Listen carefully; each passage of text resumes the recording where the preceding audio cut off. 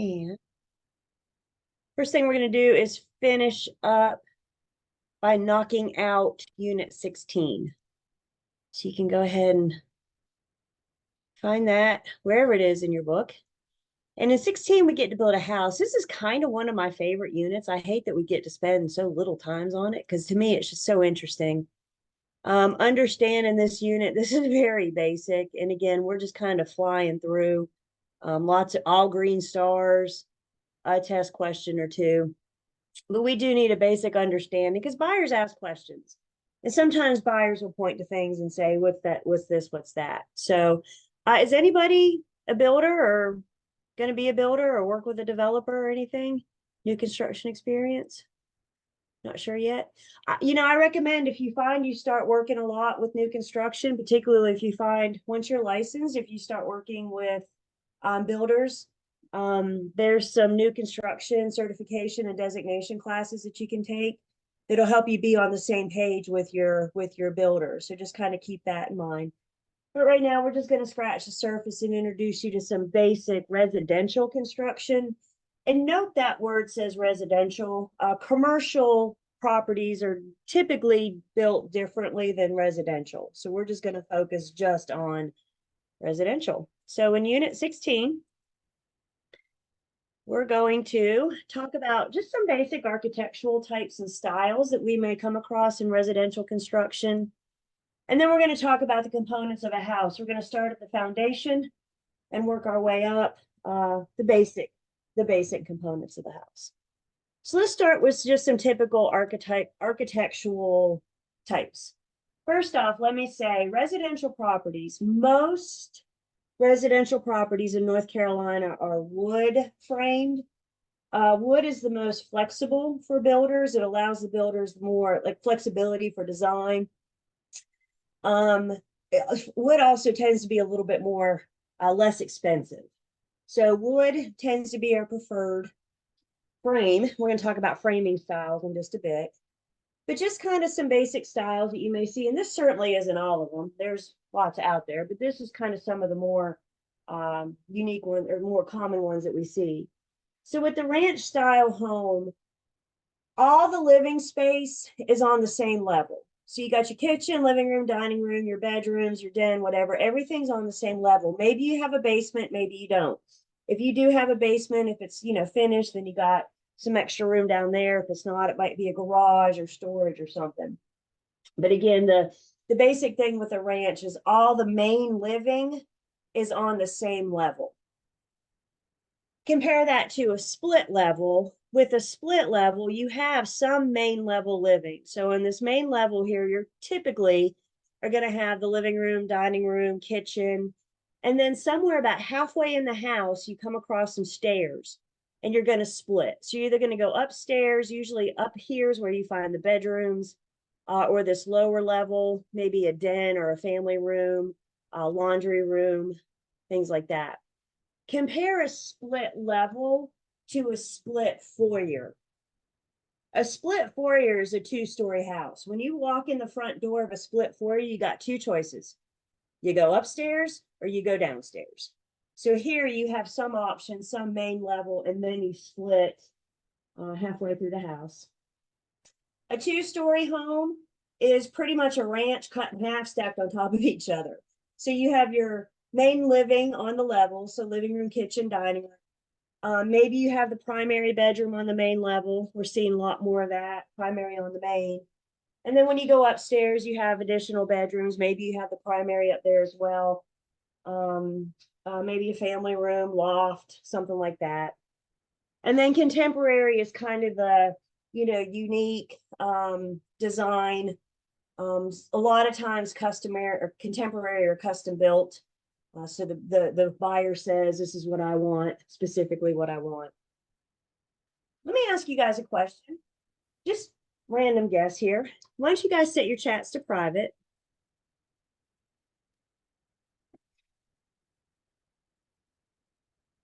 And of these four, just of these four that we're looking at, which one do you think is the most expensive to build per square foot?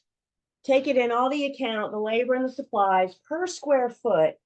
Which one would you think would be the most expensive typically to build?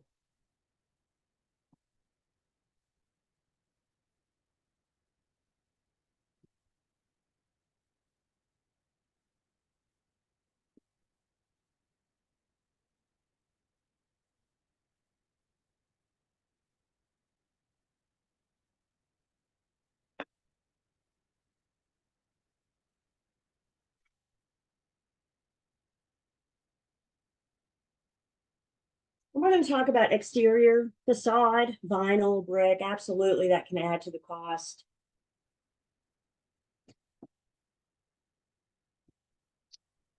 So they say per square foot, the most expensive of these to build is the ranch because when you're building a home, the two most expensive pieces are the roof and the foundation. And with the ranch, you got the whole house under one big roof and on top of one big foundation. A two-story, you have half the roof, half the foundation, right? We still may have the same square footage, but we're sharing that. So just kind of FYI, and contemporary can get expensive. Absolutely, I'm not denying that. But typically speaking, when you're building a house, the two most expensive things are the roof and the foundation. And because the ranch uses all of it. When it comes to different styles, I'll say buyers have their own preference. Some may want stairs, some may not care. So when you guys are working with buyers, ask them the kind of questions. Is there a style you're looking in? And guys, like we've been saying, whenever you start working with buyers, be prepared for their preferences to change. Once they get out there and they start seeing a couple properties, they may say, oh, I know I said I didn't want this, but can we go look at it? So just be prepared for those changes. I'm sharing with you guys once I had buyers once, and one of the first things she said when she met me was, I don't want a ranch. It's like, I don't want to be like everybody else and have a ranch, and we're not going to buy a ranch, and our house is going to be unique and it's going to look different, da da da da da. Okie doke. Remember, if it's important to them, then it's important to me, right? No ranches it is. Y'all want to know what she ended up buying? A ranch. So just be prepared. Just be prepared. They found the one. Just be prepared for that to change. Questions about the styles?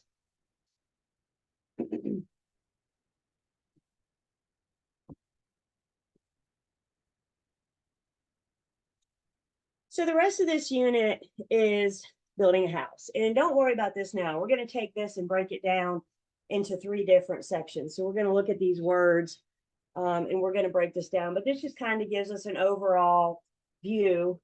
Hello. This just gives us an overall view of what we're gonna talk about when we build. So just like builders, when they build a house, they start by digging in the ground. So we are too. So it all starts with something called the footings. Footings, you build some trenches, and then you usually pour concrete into the trenches to help build that foundation. We will talk about the foundation next. But the footings is the lowest point of construction. Oh, cool. The footings is the lowest point of construction, and the foundation goes on there. Footings need to be below the frost line because as the ground compounds and extracts with the cold and the heat and everything, we don't want it to affect the property. The further north you go, the deeper the frost line. So they may got to dig deeper and deeper up north to get below the frost line than what we do here, for example. So on top of the footings goes our foundation. And we got a couple different types of foundation that we'll look at. Foundations can be what we're looking at here is a brick foundation. This is going to be a crawl space. We'll see that next. You can have concrete, slabs, cinder blocks, but it's got to be a sturdy material. It's supporting the majority of the weight of the house. Now, if you have a crawl space or a basement, you might have piers, which are these little columns right here. And again, piers just help support the weight of the whole house. So we want to make sure it doesn't sink in. A couple of different types of foundations. The one that we see most commonly around here in North Carolina. On the crawl space, you lift that living level off the ground just a little bit. It allows for ventilation, moisture control. A lot of times your pipes are in the crawl space. So if you ever wanted to remodel, you could get under there and move them around. This is a really nice crawl space, by the way. Not all these look this nice. There's some money that went into this crawl space.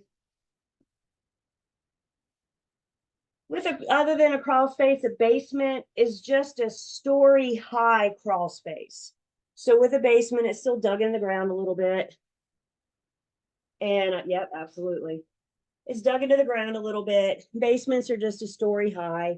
If they're unfinished, then they might look similar to this. If they are finished, then you might have living area, storage, that kind of thing. And again, they can all be different. I've seen them finished. I've seen some basements that look nicer than other properties I've been in.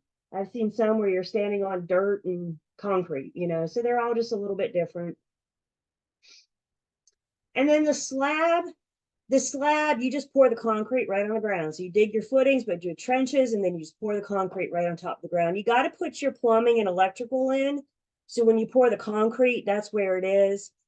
A lot of people will say that a possible negative, everybody's got their own preference, but a possible negative to a slab is you can't move the plumbing. Once they lay that concrete, the pipes are where they are. So if you want to remodel your bathroom, you got to work with where things are. At least in a crawl space or a basement, you might be able to get under there and move things around. I agree. Yeah. I showed a house once, or I listed a house once. Yeah, I swear you could have eaten off of that woman's basement floor. I mean, it was immaculate. It was, and I was like, wow, you could live here easy in the basement. It was a nice basement. So they're all a little bit different. And again, you guys, there's no right or wrong here. It just comes down to preference. What's your buyer's preferences?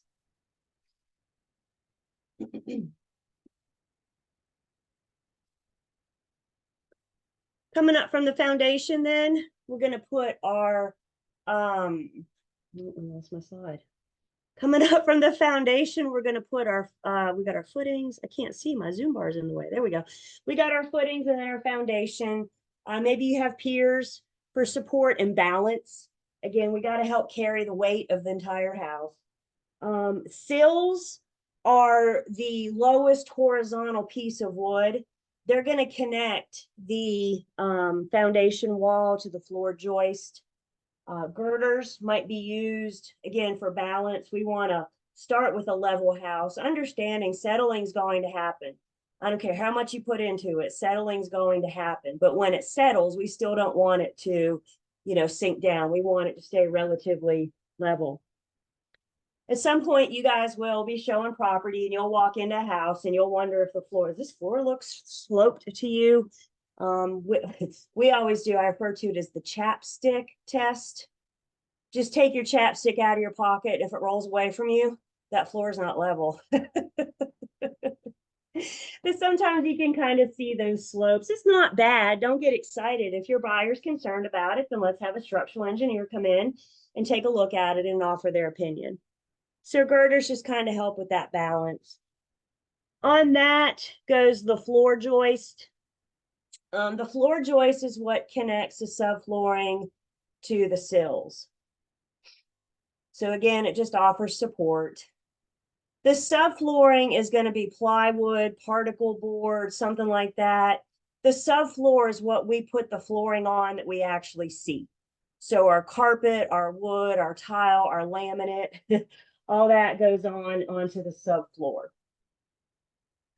Then you have something called a sole plate, and I'm going to build up from, let's see, do we cover bridging? Bridging just straps, and I don't guess I have a picture of it here, but something to connect the joists. And again, all about supporting the load. Are we hearing a common theme with floor framing? We got to build this floor, this bottom foundation to support the home of the weight of the entire home. So all these things we're looking here pretty much help support that weight. From the subfloor, the studs are going to attach to the ceiling joint and the subfloor, and we're going to connect those using the sole plate at the bottom, the top plate at the top. The studs are the vertical lumber pieces of wood. The studs they're the bones of the home. Have you guys ever heard of that? As long as the bones are good, that's what we're referring to as the studs. It's kind of like the skeleton of the home. And that's when we really start seeing the shape and the frame of it. The sole plate connects the studs to the subfloor. I always remember the sole plates in the bottom because where's the sole of your shoes? The soles of your shoes are on the bottom. The top plate, where's the top? It's at the top. So it's going to connect the stud to the ceiling joist. Headers are horizontal pieces of wood that go over the openings of where doors and windows are going to go. Because we got a hole, we got a gap until we get a door or a window in there. So we don't want the building to cave in. So the header is going to go over those gaps where we're eventually going to put doors and windows. Again, just offer support. Before we look at the roof, a couple common framing systems. What we see most common in North Carolina is platform framing, which is what you're looking at in this picture. With platform framing, each floor is framed separately. So the first floor is framed and then the second floor is framed. If you have an attic or whatever, that's going to be framed separately.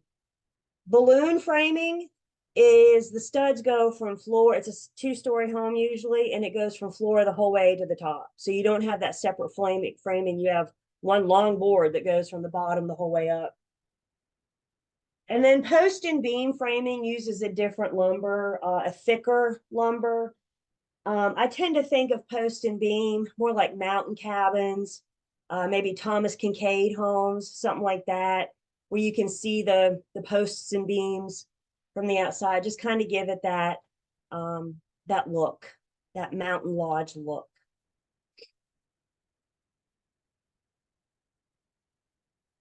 Moving up to the roof and the ceiling, the top plate then connects the stud to the ceiling joist. The ceiling joist helps support the weight of the roof. The rafters are the triangle pieces of wood that give the roof its shape. We're going to look at some roof designs in just a second, but they're usually some kind of triangle shape, and it's the rafters that gives them that shape. The ridge board is the highest point of construction. So when you're standing at the top as you can go, you're looking at that ridge board. Flashing is used to seal open spaces, such as around a chimney or an exhaust vent, maybe a boot, something like that. You're going to have flashing so water doesn't come in.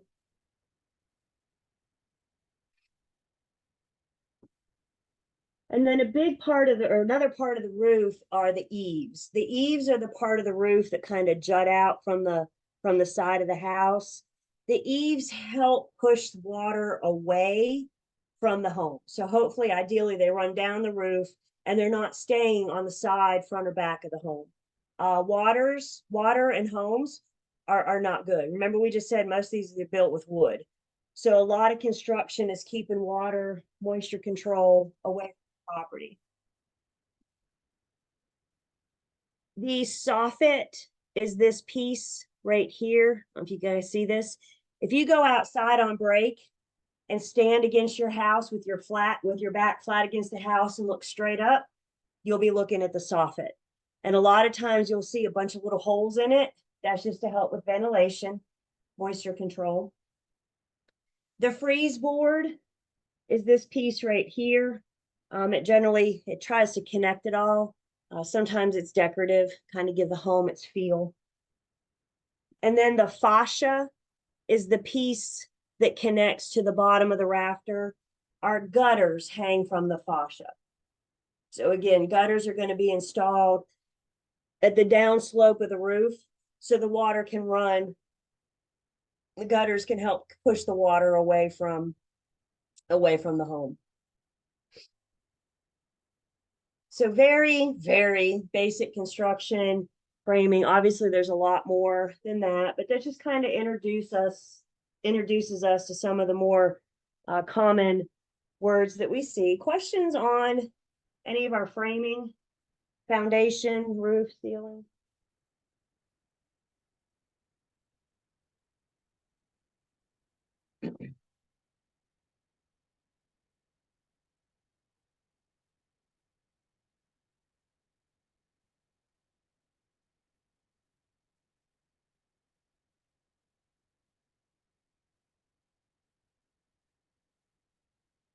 So we have our framing up. So now we need to start adding to it. One thing we're going to do once we get that framing up and those studs, we're going to look at our exterior wall. Some type of sheathing is going to be added to the wall, to the studs, to give the insulation. Sheathing is usually some kind of particle board, plywood, something like that. On top of the sheathing, the old way to do it was tar paper. Today, what we're seeing more commonly is house wrap, which is what you're looking at in the picture here. I'm sure tar paper is still used somewhere, but usually what we're seeing more often today is house wrap. And then on top of the house wrap goes our exterior siding. The exterior siding is what we see, such as the vinyl or brick, shake, several different types of maybe stone, veneer. This picture, this house, this is vinyl siding right here that we see.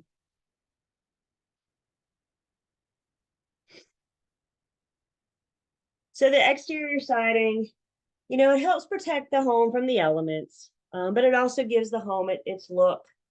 Like we saw when we started our architectural styles, the front facades of that double two-story home had the brick and the stone, and it looked real nice. It gives it its curb appeal in some cases.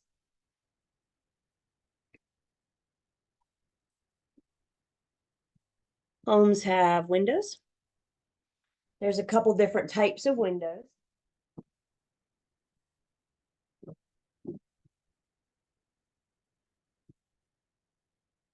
Sliding windows, you have a pane that moves. So either a pane moves up and down, or you have a pane that moves side to side.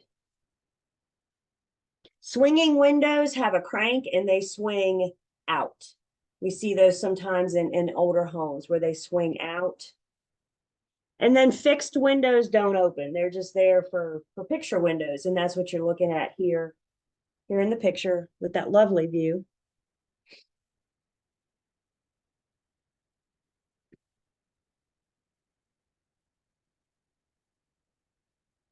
Some basic components of windows. The bottom is the sill, the window sill. The header is the top, and then the jamb are the sides. The sash is the panel, the glass panel that moves. So if you're opening a window up, piece that you open up, that's the sash. And muttons or mullions are words that we made up to see if you guys are actually paying attention or not. No, I'm just kidding. They're real words. They're real words. Muttons and mullions are your cross hatches of the windows. So your muttons are your horizontal pieces. Your mullions are your vertical pieces, the cross hatches there.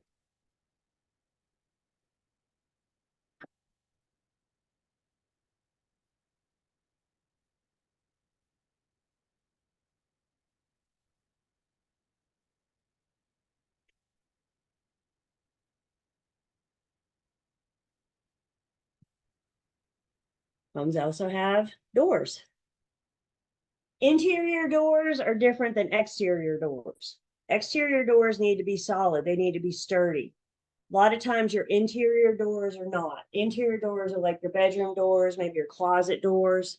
We certainly don't want something that not sturdy as your front door. So your exterior doors are going to be a little bit more sturdy.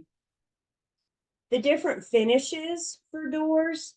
The flush door has a smooth finish. The panel door is what you're looking at here. They got some indents, kind of gives it some character.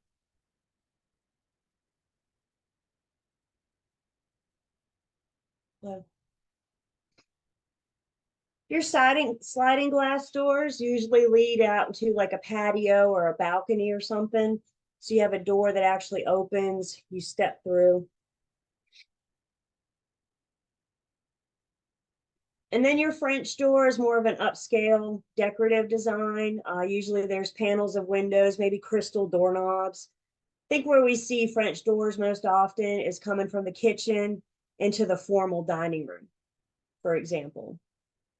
Kind of that upscale decorative design. Again, glass panels. I've seen crystal doorknobs. Those are nice. And the good news about doors and windows, their components are the same. So the sill is the bottom, the header is the top, and the jamb is the sides.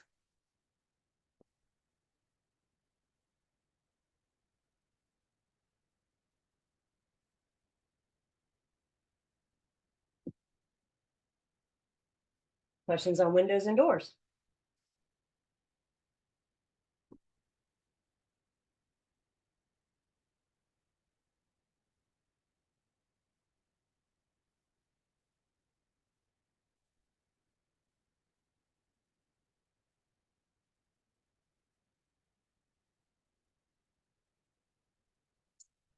Now we got to put the roof on. We got the rafters, but now we got to put something on those rafters to form the shape of our roof. Decking is the sheathing for the roof. So it's usually that same material as the exterior wall, sheathing, plywood, particle board. Roofing felt is the tar paper that's used to attach the shingles to the decking. So this might be out of order a little bit, but the roofing felt, kind of that tar paper. So you put the decking down, put the roofing felt down, and then you can put your shingles. Most common in North Carolina, our shingles are asphalt or fiberglass. And you can see shingles are laid in a certain way. We want water to flow down. So when it rains, we want it to flow down into the gutters. The gutters take it away from the home. The pitch of the roof is the slope of our roof. Rise over run. Y'all remember that? That's our pitch. How steep is the roof? These are pretty steep roofs right here that you're looking at. Some may not be as steep as others.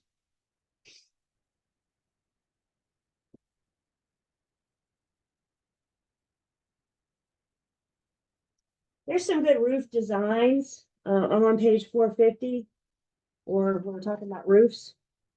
Gable is the triangle roof that we just talked about. That's probably the most common that we see in North Carolina, is that gable roof. You may see a hip roof in which all four sides kind of come together a little bit. Dormers are those little windows that sometimes you see on the roofs. That's probably the number one question I get from buyers when they point at something and say, "What's that?" I'm going to say, there's your in practice piece of this. That's probably the number one question I get. What's that? That's a gable. Sometimes they're just there for decoration. Sometimes you can walk out on them. It just depends. Salt box roofs, we see quite a bit around here. This is a story and a half home. So you kind of have two stories in the front and then just one story in the back. You can see that big drop off, that big slope there. And just make a note, that flat roof is most commonly what we see in commercial buildings, commercial properties. And the big thing with flat roofs is drainage, because we don't want that water to rain and then just sit there and get heavy. So there's got to be proper drainage. That water's got to go somewhere. But in a lot of commercial buildings, the flat roof, that's where your AC and HVAC units are. Maybe some of the more bigger components of that commercial building.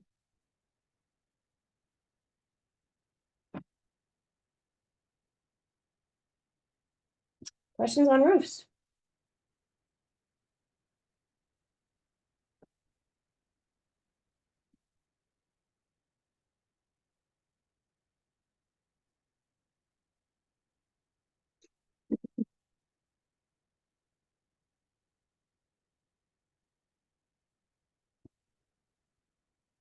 Homes also are going to have insulation, especially up top in the attics or attic spaces.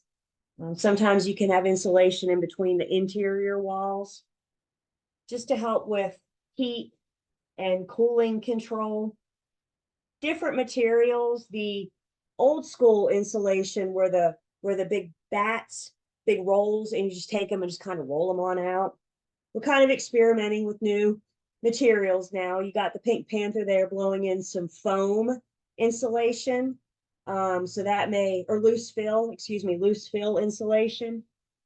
Kind of blows it in and it settles and it provides the insulation. You do also have foam. The foam kind of hardens a little bit. Again, trying to keep the heat and cooling out. Weather stripping is going to be used around doors and windows to keep the draft out. Have you ever been in a really or older home and a good breezy day and the curtains kind of move a little bit? We may want to get some weather stripping to help with those power bills. Also help keep pests out. They don't need much space to get in. So if you see a spot of light come in, a spot of sunlight, that's enough for them to get in. So get you some weather stripping. And then moisture control in the attics, we may have, or in crawl space and basement, there may be some vapor barriers, kind of help absorb the moisture. That's what we saw in the picture of the crawl space, were those vapor barriers. They look like white trash bags. I mean, they're not, but that's what they look like. But moisture control, ventilation is probably one of the best ways that we can control moisture. And then just keeping it away, drive it away from the property.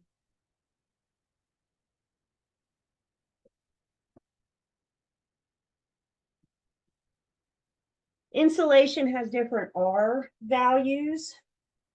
The R value, the higher the R value, the cooler the area, the more resistant to heat it should be, I should say. So the higher the R value, the more resistant to heat. Building codes have set minimum R values. Since the ceiling, the roof, they get all the elements. They get the sun, they get the cold, they get everything up there. So they're going to have a higher R value. So we can try to cool it or keep the heat away from the top before it gets to the home.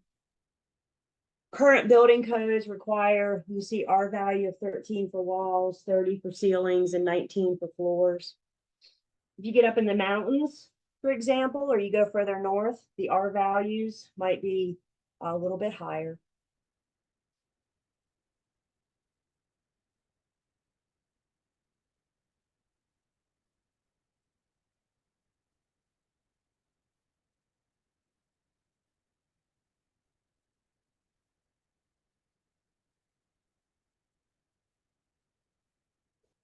Heating and AC systems, what we see most common in new construction today is the HVAC. The HVAC is a combination of the heating, ventilation, and air conditioning. It's a one unit that does it all. So it gets some power sources, electricity, oil, solar panels. We're going to talk a little bit about those in a second.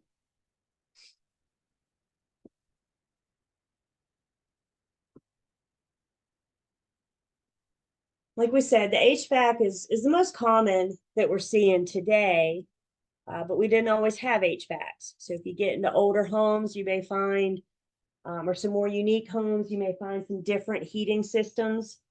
So central forced warm air, there is no duct system. There's a central furnace, and that central furnace kind of hopefully pushes the heat out to the rest of the home.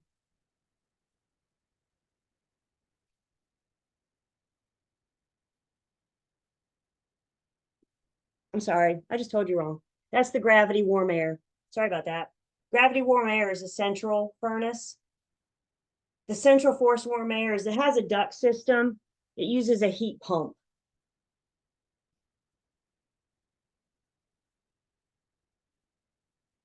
Electric baseboards you may come across in an older home. They're baseboards, they're plugged in, you turn them on, they radiate heat. Space heating systems could be your gas heaters, kerosene heaters, radiators, those little coil things. Those suckers get hot, by the way, if you don't know.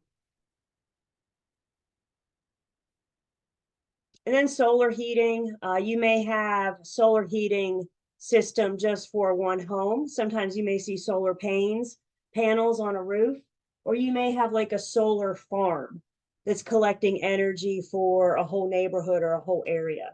My Winston-Salem people, out there off of Clemensville Road, across from Hobby Park, there's now a huge solar farm. Like that thing just kind of popped up overnight. But if you can drive by slowly and look at it, that sucker is huge. It just keeps going.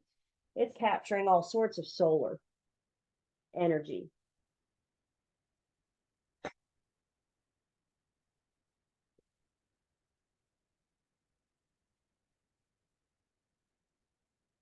It's amazing, isn't it?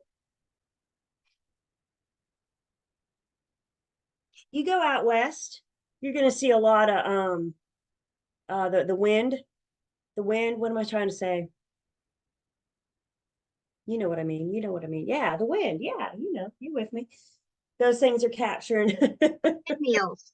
Thank you. Windmills. Thank you. Thank you. Turbines, yes, thank you. Turbine. Thank you. That's what they're doing, is collecting the energy as well. Those things are huge too. That's an impressive system.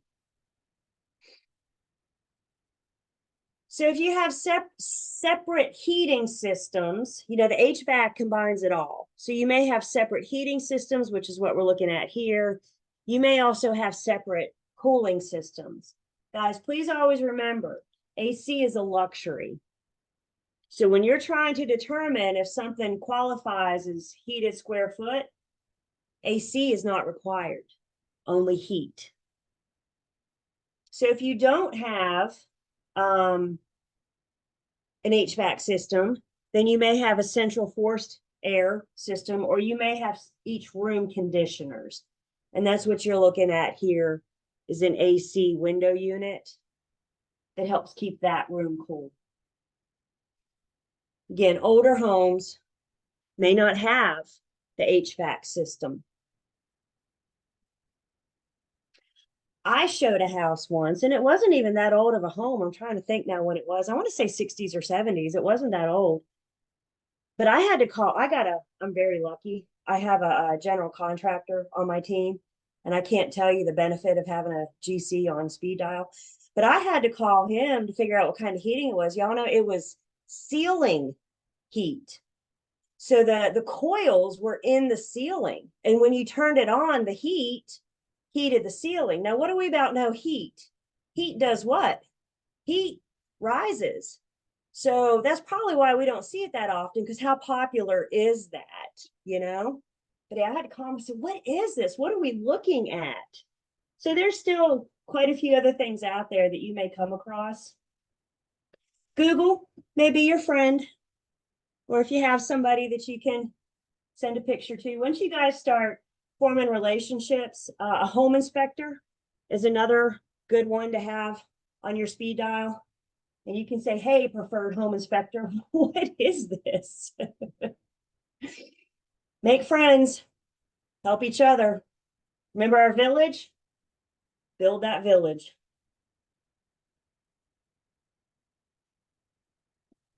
So the heat pump, then, that's the combination for the HVAC. The heat pump, it pulls heat from the outside and then it reverses in the summertime. So it's going to work two ways. It kind of flips that switch depending on if you have the heat or the AC. And heat is measured in BTUs, British thermal units. BTUs are 100,000s or 1,000s. And it may help the HVAC person, for example, determine what size system is needed. I tell you what we're seeing a lot in new construction two-story home is dual systems.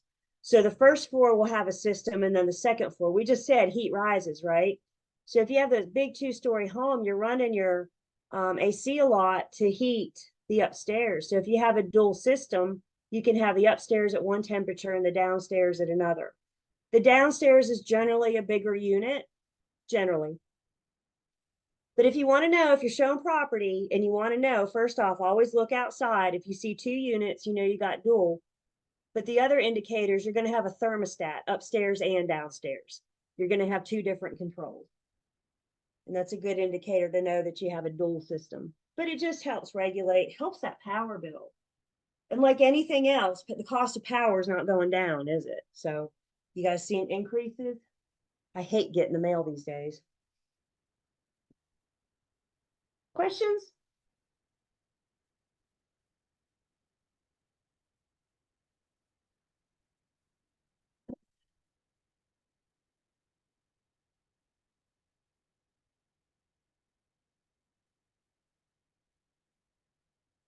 Last little piece. Just reminds us of some government regulations, specifically our North Carolina Uniform Residential Building Code. We talked about building codes back in Unit 6. Building codes just set the minimum standard for construction. And that minimum standard all revolves around safety. Builders have to follow the minimum.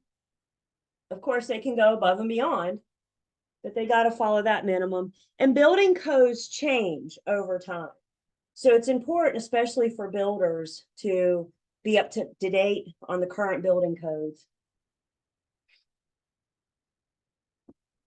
We also now know that HUD has minimum standards. So we talked about with your FHA and your VA loans, for example, where the government's going to back the lender.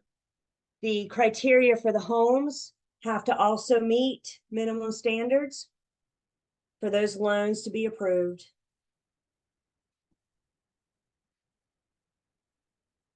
And then the contractor license, the general contractor is how we refer to him. That's a separate class, school, test, all that, licensure. Also very interesting. If you're interested in this, you may want to look into your GC license one day. GCs kind of help control the project. They may hire out the subs. So if you have a big enough project, you probably need maybe a plumber, an electrician, and a sheetrock guy, and a painter, and you know, all those. So the GC is going to kind of help coordinate the project. Does anybody remember back in Unit 6? I'm just curious. We talked in North Carolina, if your project is more than X amount, we need a GC, we need a lien agent. Does anybody remember the X amount? 30,000. That's right. Yep. 30K. 30K. Just think about it. If you're painting a room, that's not going to, right? That's not going to require GC. But if you're doing a project that's 30,000 or more, you're dealing with electrical, plumbing, structural, sheetrock, painting. I mean, it's a big deal. That was just a fun fact. I don't know that you need to know that, but I have a weird sense of fun, don't I?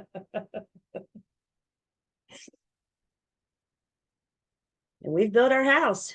Questions on 16? Got those key terms. Again, you guys, these were all green stars. I know a lot of these were new words. I would look over it real quick. You might see a test question. So before you, as you're studying, look through it real quick. But do not spend all your study time in Unit 16, please. Key point review, there's a very nice summary of everything that we just talked about with those words on page 453. And then your student quiz. Questions?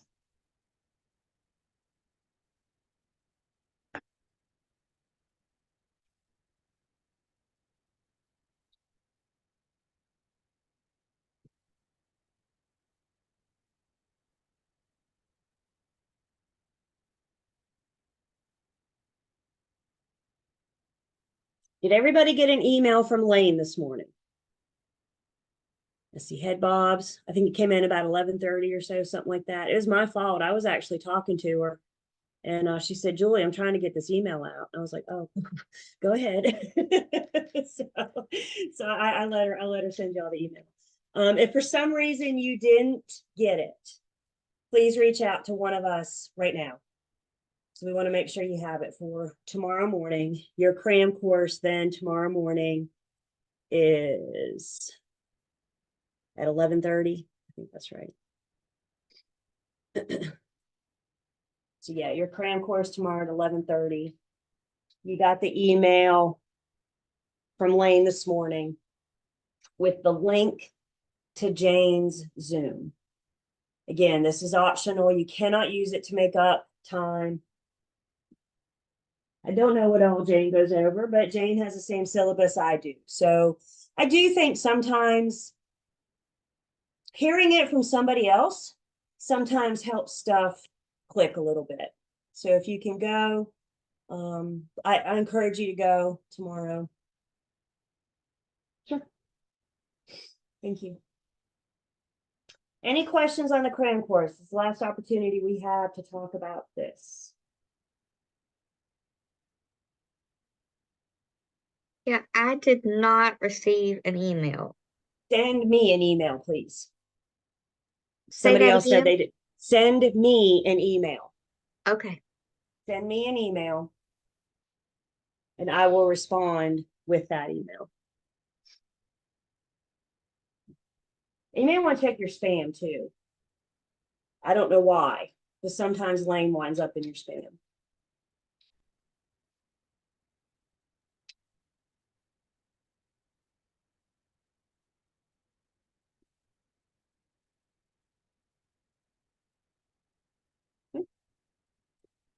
I know I'm a few minutes early for break, but let's go ahead and take our break. When we come back, we're going to Kahoot. So make sure you come back with your phones and we're going to do our license law and commission rule Kahoot.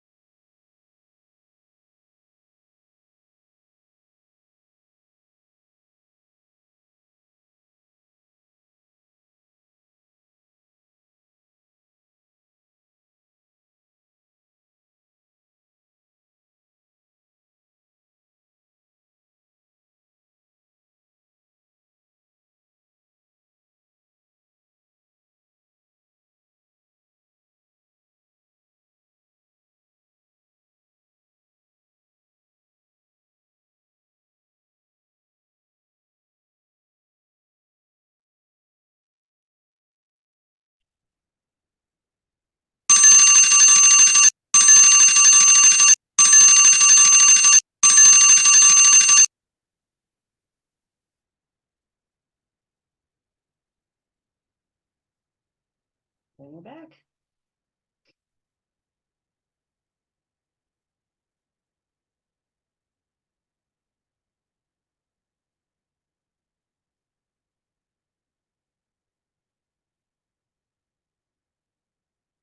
So I am taking attendance.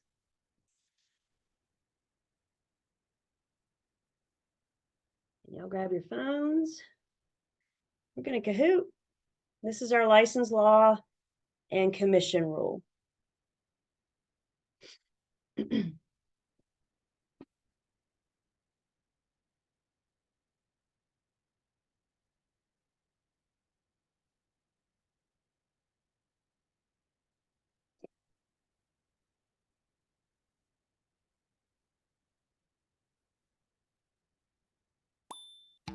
There we go. There's your QR code.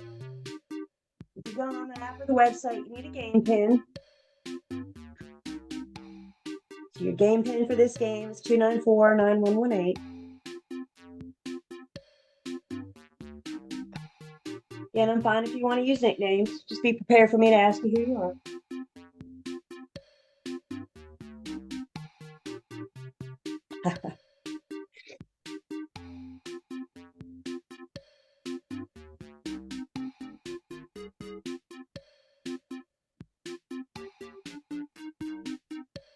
Ready.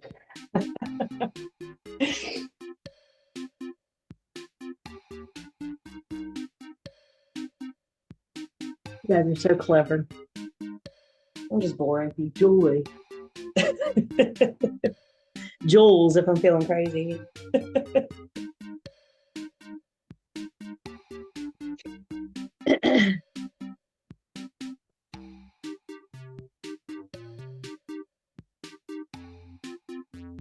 Breathe.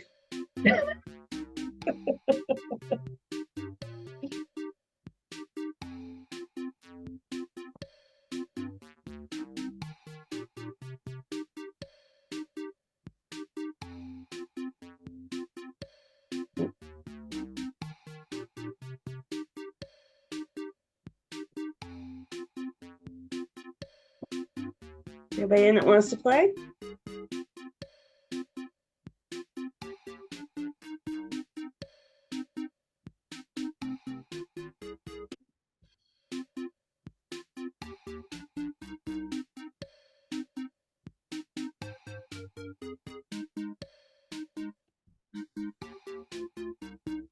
All right, let's get our last Kahoot. Y'all ready? No tears. Okay, that's how we Kahoot. So, license law and commission rule. Question number 1. Real estate commission may take disciplinary action against a licensee who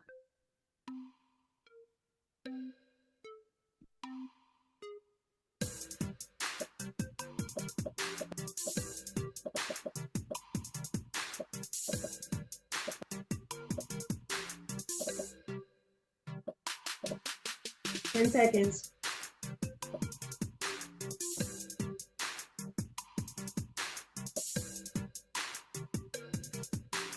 Who can they take disciplinary action against? Either somebody that's violated license law or commission rule, or if you've gotten yourself in trouble with another professional license. So if you have a real estate license in another state and you get in trouble with that real estate commission, we got to report it to the North Carolina Real Estate Commission. This is any occupational license. So may that be a real estate license in another state, CNA, CMA, insurance agent, mortgage insurance, appraiser, right? Any licensing board. If you get yourself in trouble with that occupational board, you've got to report that to the Real Estate Commission. Bonus question: how many days do you have to report the conviction or the disciplinary action? 60. That's it, 60. 60 days to report your conviction, not charge. Y'all make sure you look at those words. 60 days to report your conviction, or 60 days to report your from your disciplinary action to the Real Estate Commission. Questions on this one?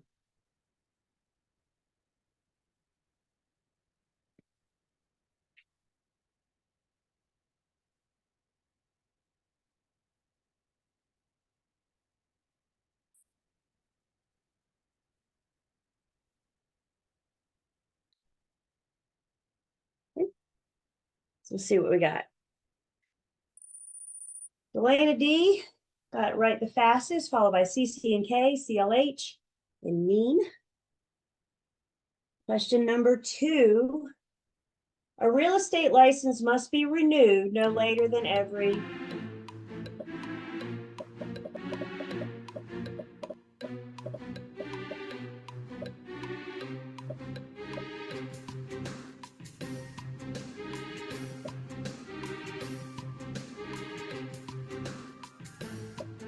Ten seconds.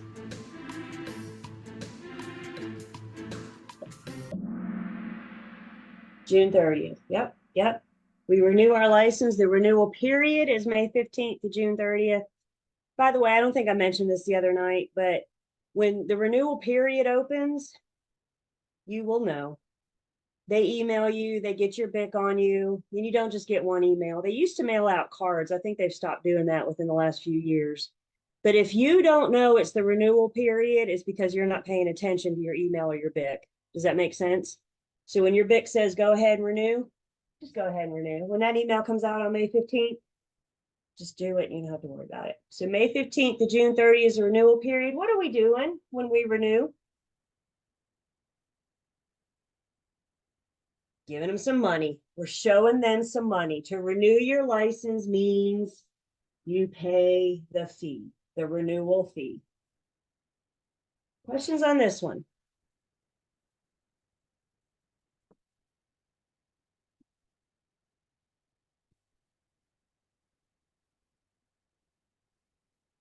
Let's see, we got Elena D still up, Courtney's on, Neen's up, CLH is still on, and Lily's up.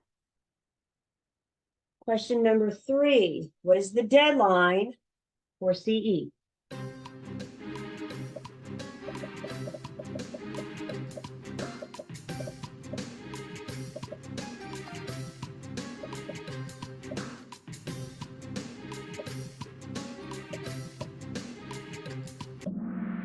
June 10th, June 10th, June 10th. Super important date in your career. What's the 18 months from licensure? Finish post licensing. Yeah, I'm so busy watching y'all. But that 18 months from licensure, that's your post licensing. Once you're done with post, remember that's your entry status, your entry level status. So once you're done with post, that's like newbie training, if you will. CE is for all licensees across the state. So once you're licensed, remember you guys get to take your first CE season off. But after that, if you want an active license, you got to pay the fee and do CE. It's the only things you have to do to maintain an active real estate license year after year after year. That's not bad once you get it, right? So just make sure you keep it. Don't let that license expire. Questions on the June 10th CE date? Every single year. What if June 10th is on a Sunday and no real estate school wants to offer CE on a Sunday? When do you think you better do it? On the 8th? By the 9th or the 8th, right?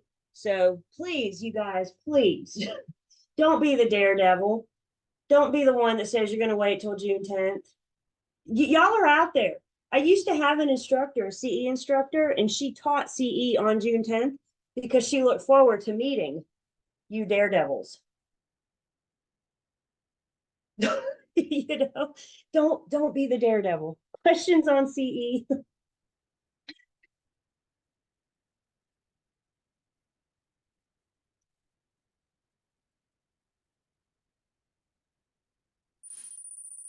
Nini's on top. She's on fire this round. Are they on fire in this round? CLH is up. Courtney's on the board. Lily. And last day is on the board. Yeah, tell me who you are. Question number 4. North Carolina, all real estate brokers must.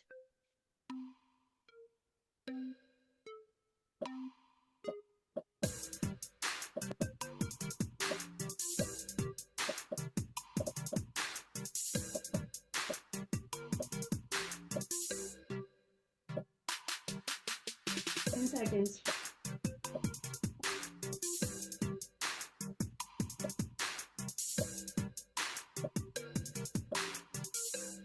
North Carolina, all real estate brokers must have the name of the firm's ads in our advertisement. Remember, whose listing is it? It's the firm's. What's wrong with the blue one?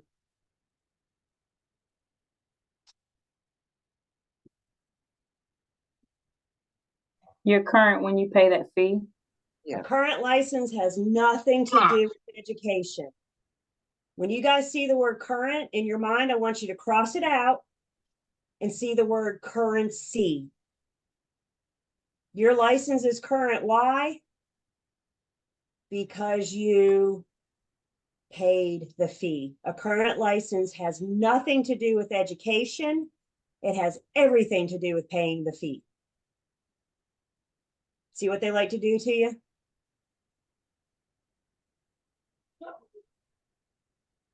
What questions do I have on this one?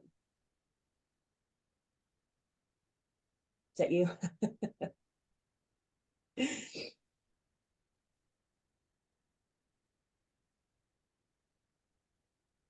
What happens if you don't pay the fee? Your license isn't current, it is Expired. expired. That's right. So if it's not current, it's expired. Step one, did you pay the fee? Are you current or expired? Once you're current, then the next question is your education complete? That's right, active. Is your education complete? Have you done your CE? Questions? Christian, did you have a question? No. Okay.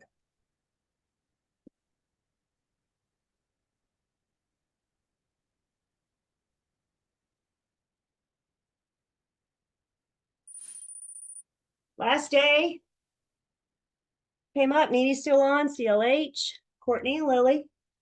Let's see. That was a tough round, it said. So let's make up for that. Let's see. Question number 5. Under license law, a provisional broker is authorized to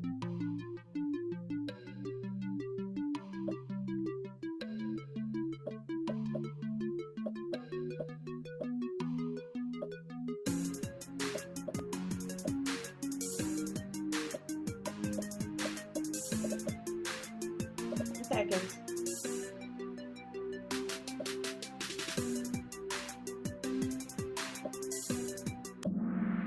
Good job, guys. Way to make up for it. Under license law, provisional broker is authorized. They can list property for sale as long as you're under the supervision of a broker in charge. As a provisional broker, you can work with buyers as long as you're under the supervision. Remember, you're my brokers with training wheels.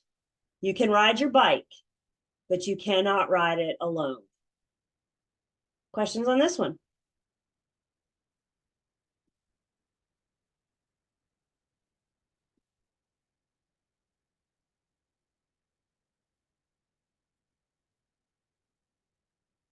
We'll see how that shuffled up.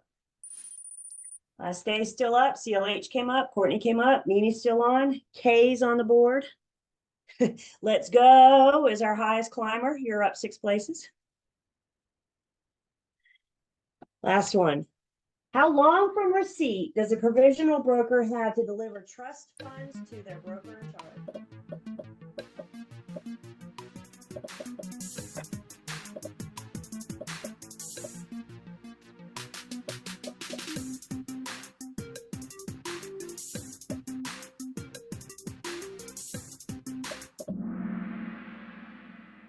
PBs cannot walk around with somebody else's money.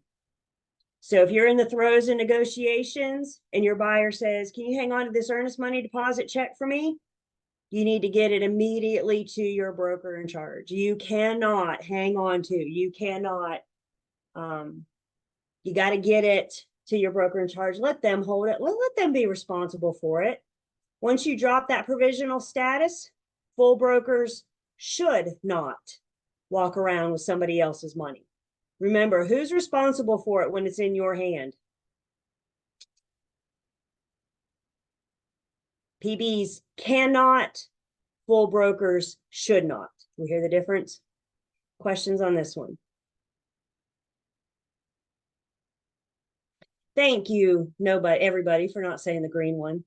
That would have me a little concerned. Thank you. You just keep it.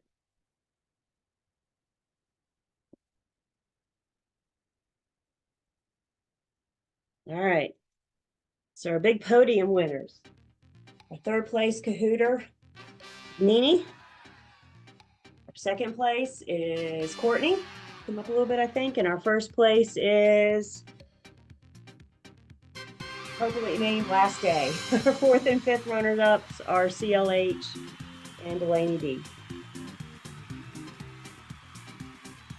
Questions?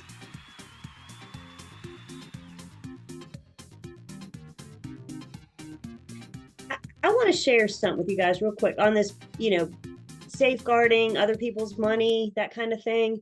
There was a thing that came out from the commission, I think it was last year, and they were getting cases, they were getting reports where agents were letting buyers and sellers, like we would go under contract and the buyer would say, how can I get this due diligence to the seller?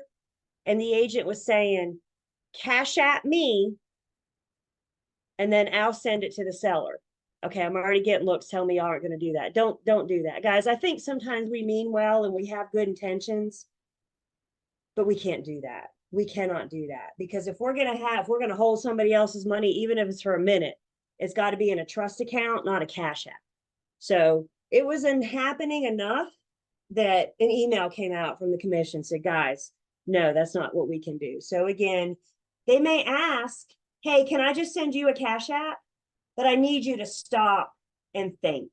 Now, could the buyer send the cash app straight to the seller?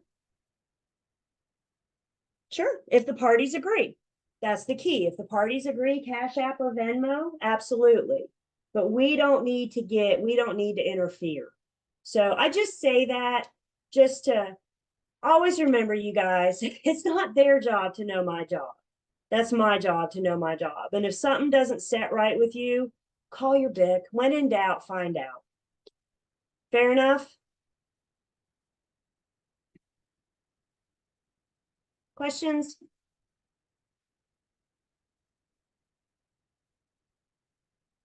All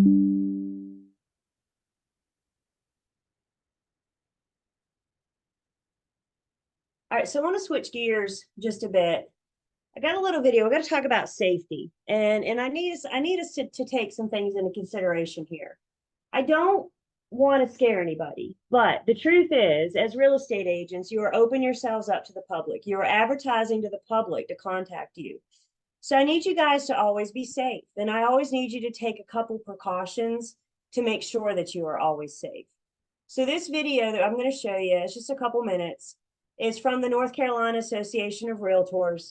They have designated September as Realtor Safety Month. So usually they come out with just a good reminder, good opportunity to have these conversations in your office, that kind of thing. So we're going to watch the video, and then we're going to talk about a couple points from the video to make sure that we're good. When this video starts playing, let me make sure I check the box. When this video starts playing, will you guys give me the thumbs up that you can hear it?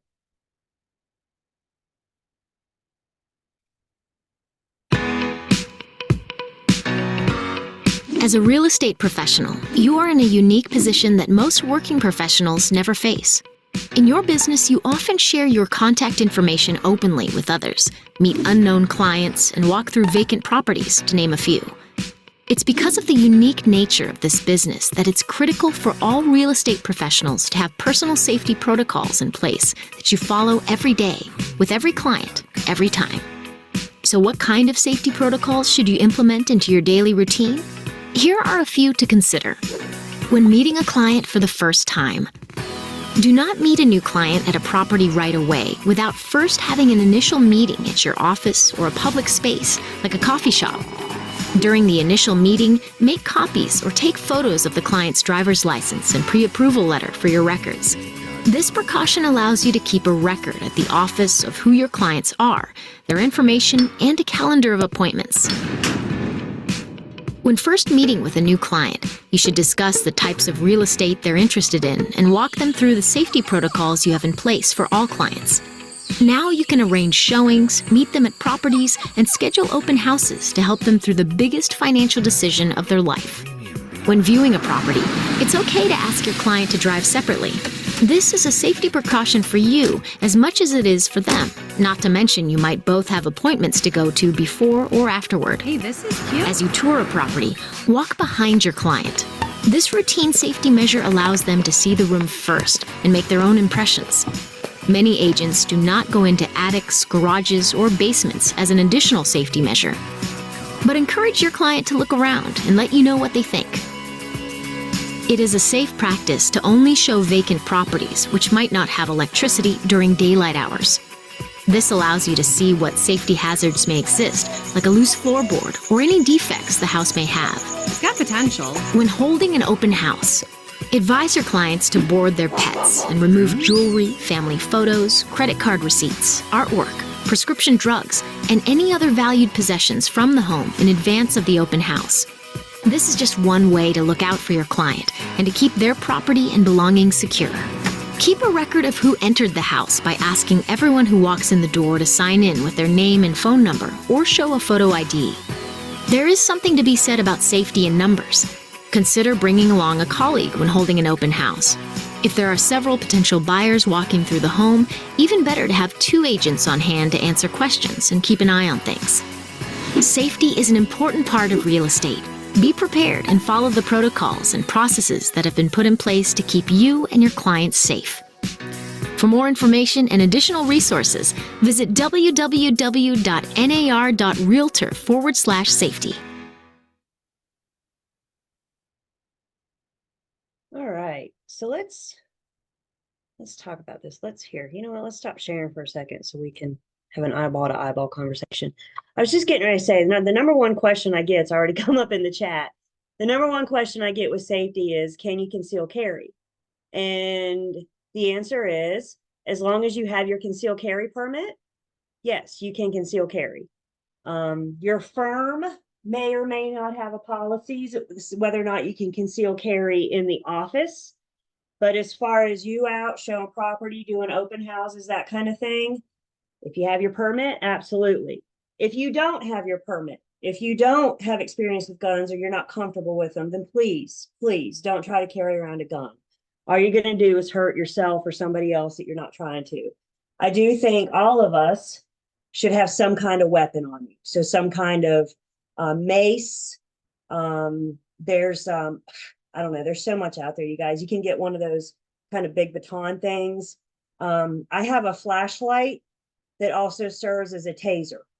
So you flip the switch, and it doesn't look weird for a real estate agent to walk around with a flashlight, does it? So it looks just like a flashlight, but those, flips a switch, and I got a taser. The trick to that is to keep that thing charged. It does lose its charge after a while. But I think everybody, that's right, your hands, your keys, you can put your keys between your knuckles. I think anything in a fight or flight situation, I think anything can be used as a weapon, but I like having something in my pocket. I do have my concealed carry, but I also have, a mace or something in my pocket, especially when I'm doing an open house. I feel like I can get to that easier. My objective is to get away. So whatever I need to do to get away, I also have my car key in my pocket where I could set the alarm off, and try to draw attention from others. But yep, anything can be a weapon.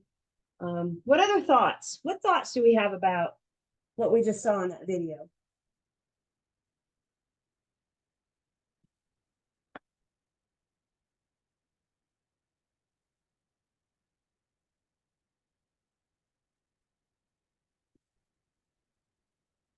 It's scary It can to be, think and that you're.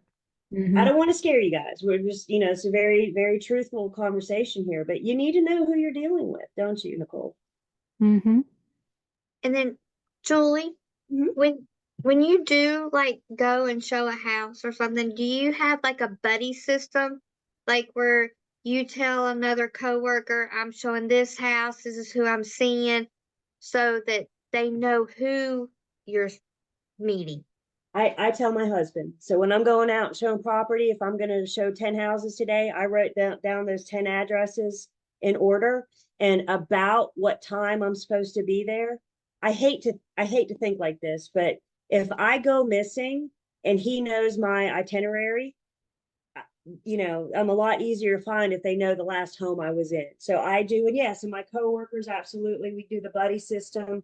I think the buddy system is a great, if you're not feeling warm and fuzzy, then get somebody in your office to go with you and introduce yourself as a team or something, but let somebody know where you are, absolutely.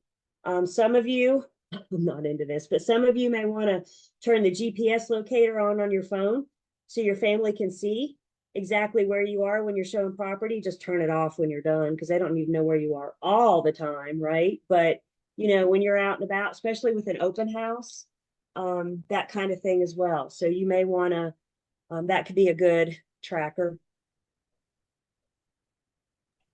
Piggybacking, piggybacking off of what y'all just said, is it frowned upon in case you don't have an in-office buddy at the time or something? Can you bring like another professional friend along to one of those with you? Yep. And sometimes my husband has come with me to showings. He stays in the car. He doesn't, he lets me go in and do my job, right? But he stays in the car, but they see him. So I think that's a great point. We're not going to meet strangers in vacant homes by ourselves for the first time. Everybody promised me that right now.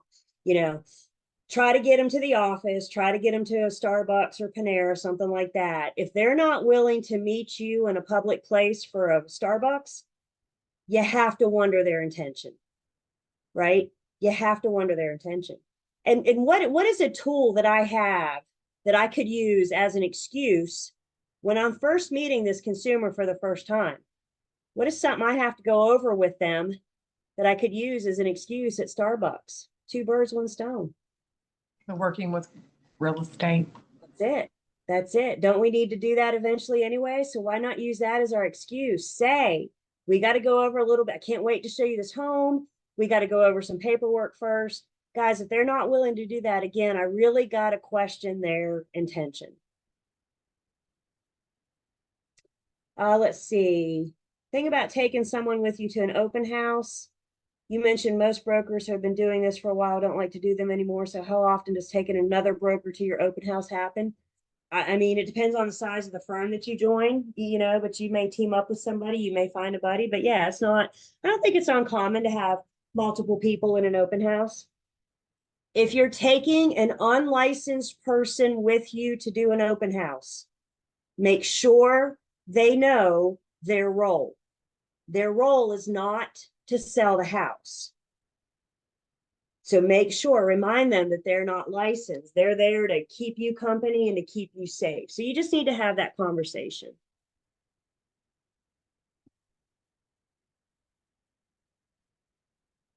Let's talk about open houses. There's a couple things going on in open houses. First off, I know I'm not trying to make light of this by any means, but it's kind of funny to think about an open house. We're kind of sitting ducks, aren't we? I mean, we're telling the whole world, hey, I'm in this big empty house by myself on Sunday from 2 to 4. Come see me. So you guys need to be aware. You need to be alert during open houses. When I do an open house, I keep myself positioned at the front door. I see you coming down the street long before you get there. I see you coming and going in and out of that front door. I'm not off in the deep, dark corner of the house somewhere, not knowing who's walking in the front door. Like I said, I have my mace in my pocket. I have my car key in the other pocket with the alarm sound on it. We also need to make sure that our sellers are aware that you may not be able to follow all buyers through the open house. I mean, if you have a successful open house, you have multiple groups in there at a time. So you can't be with everybody at the time. So have your sellers protect their stuff as well. Sometimes people attend open houses to scope the place out and see if it's worth coming back. So if they don't see anything to worth coming back and get, then they don't have a reason to come back. So talk to the sellers about putting up personal effects, things that can slip into a pocket easily. Do not tell your sellers not to put their prescription meds in the medicine cabinet or the kitchen cabinets above the kitchen sink. You know where everybody puts their prescriptions?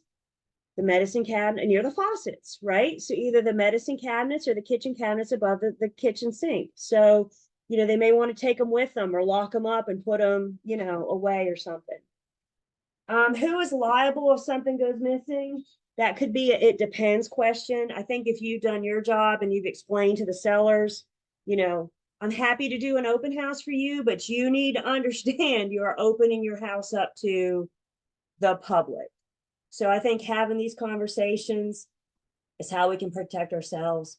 Like I said, even if I did leave my position at the front door, if you have a successful open house, which is what we want, right? You want several groups in, and sometimes at the same time. You may not be able to be with everybody.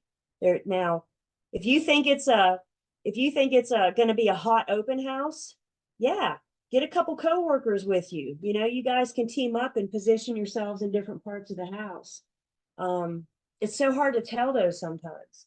I mean, I've done open houses where I haven't had a minute to myself. I've done open houses where I haven't seen a soul. So, you know, they literally go one way or the other. I agree. I agree. It's terrible that we have people in the world like this, but we gotta face it, you guys. We can't ignore it, because the truth is we do have bad eggs out there. So we need to make sure we're protecting ourselves.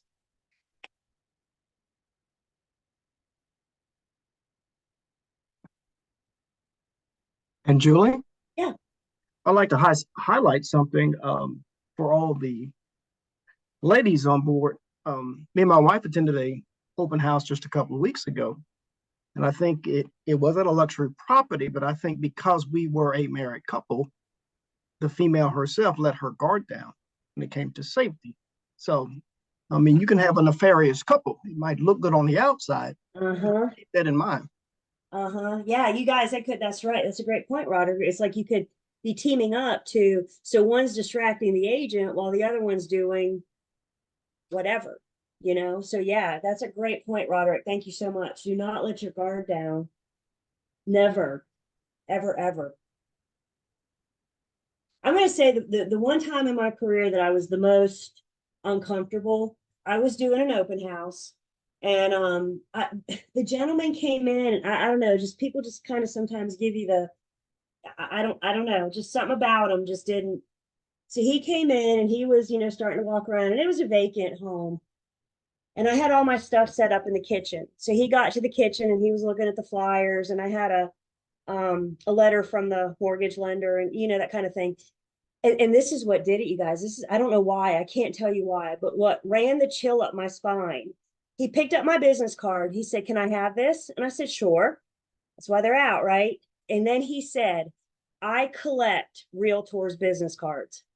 And something about that just, and I don't, what does that mean? Like, I don't know what that means, you know? So he went on and he was looking, and like I said, I'm already positioned by the front door, right? It was a vacant home. I was about this close to having to step outside to take an emergency call. But about that time, another couple came in. So it, you know, and then he left and they left, and I left shortly after that. Of course, watching my surroundings as I left as well. The other thing I have to say, because I spent so much time after that, I can't even call it an incident, but I spent so much time after that kicking myself for feeling that way. But guys, I got to tell you something. Never, ever ignore your gut. If your gut says something about this situation isn't right, don't question it. Don't question it.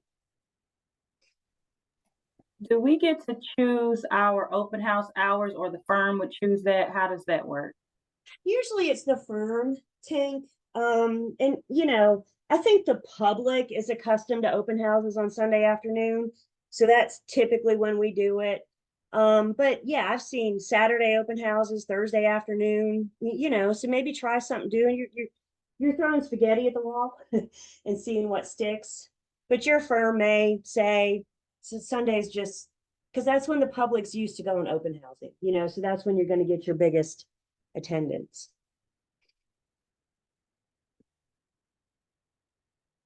If someone is making you uncomfortable, are you able to ask the person to leave, like in your story? I could have, but I feel like if I'm inside with him and I ask him to leave, that could have escalated something. So in my mind, I heard kids playing in the street. So I knew if I could get outside, there would be somebody out there. So in my mind, I was more interested in getting out. Like I said, until I saw that other couple, and then he left before they did. I think I finished that open house about 15 minutes early because I was just, I don't know, it just shook me. It just shook me for some reason.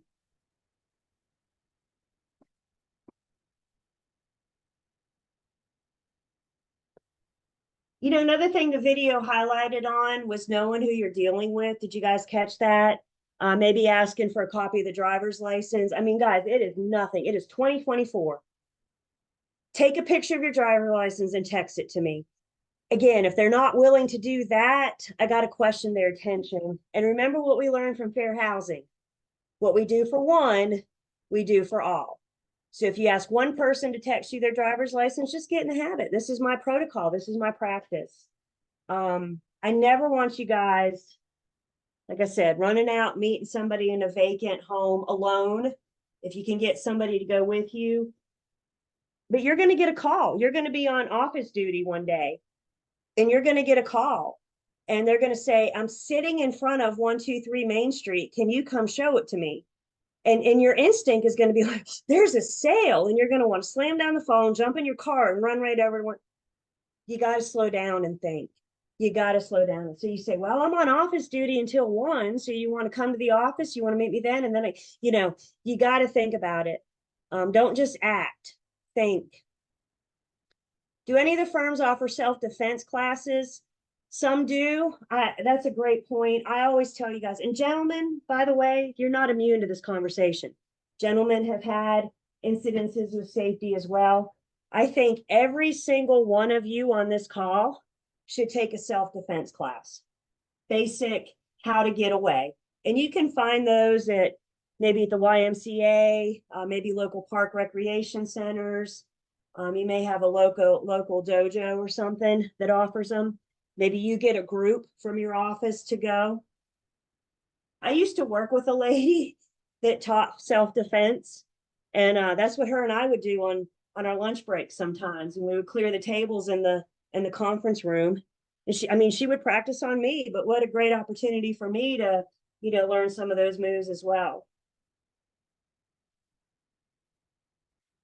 Let's see. Do you have a separate cell phone for work? That's entirely up to you. Some agents have a personal and a business cell phone. So that's entirely up to you.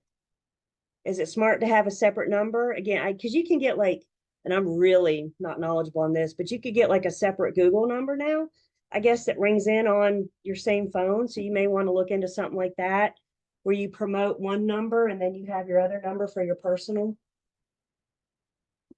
Are the sellers home when you do an open house? In a perfect world, no. But it's their home.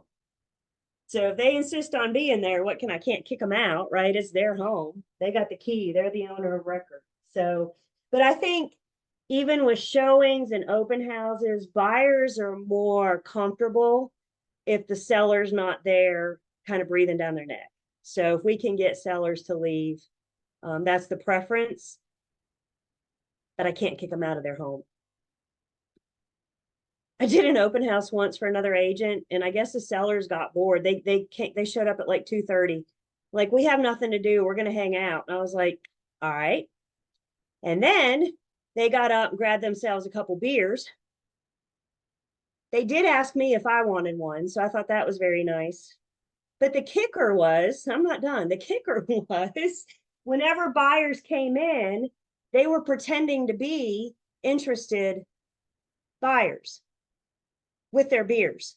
So people are walking in the kitchen, they're going, oh, wow, look at these cabinets. These are nice. And I'm like, oh my gosh. That was a rough hour and a half. The listing agent was furious when I told her what happened.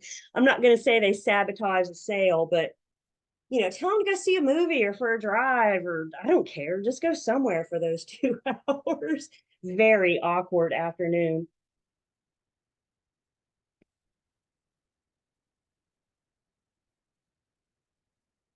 Are the sellers allowed to engage with the potential? Again, I can't make anybody do anything. I can't stop to them. And do they have to disclose who they are? License law and commission rule only applies to licensees. So sellers have no duty to disclose their status. That's just me.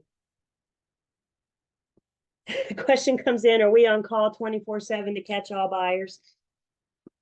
You guys will learn very early in your career that you got to turn it off every once in a while. You got to turn it off. It's so easy. Guys, this is an industry you could do 24/7 if you allowed yourself, but we're not machines. So you got to make yourself, and could you miss a buyer? Sure. But you gotta learn to turn it off early. As far as your phone goes, when you're showing property, doing open houses, keep it close to you.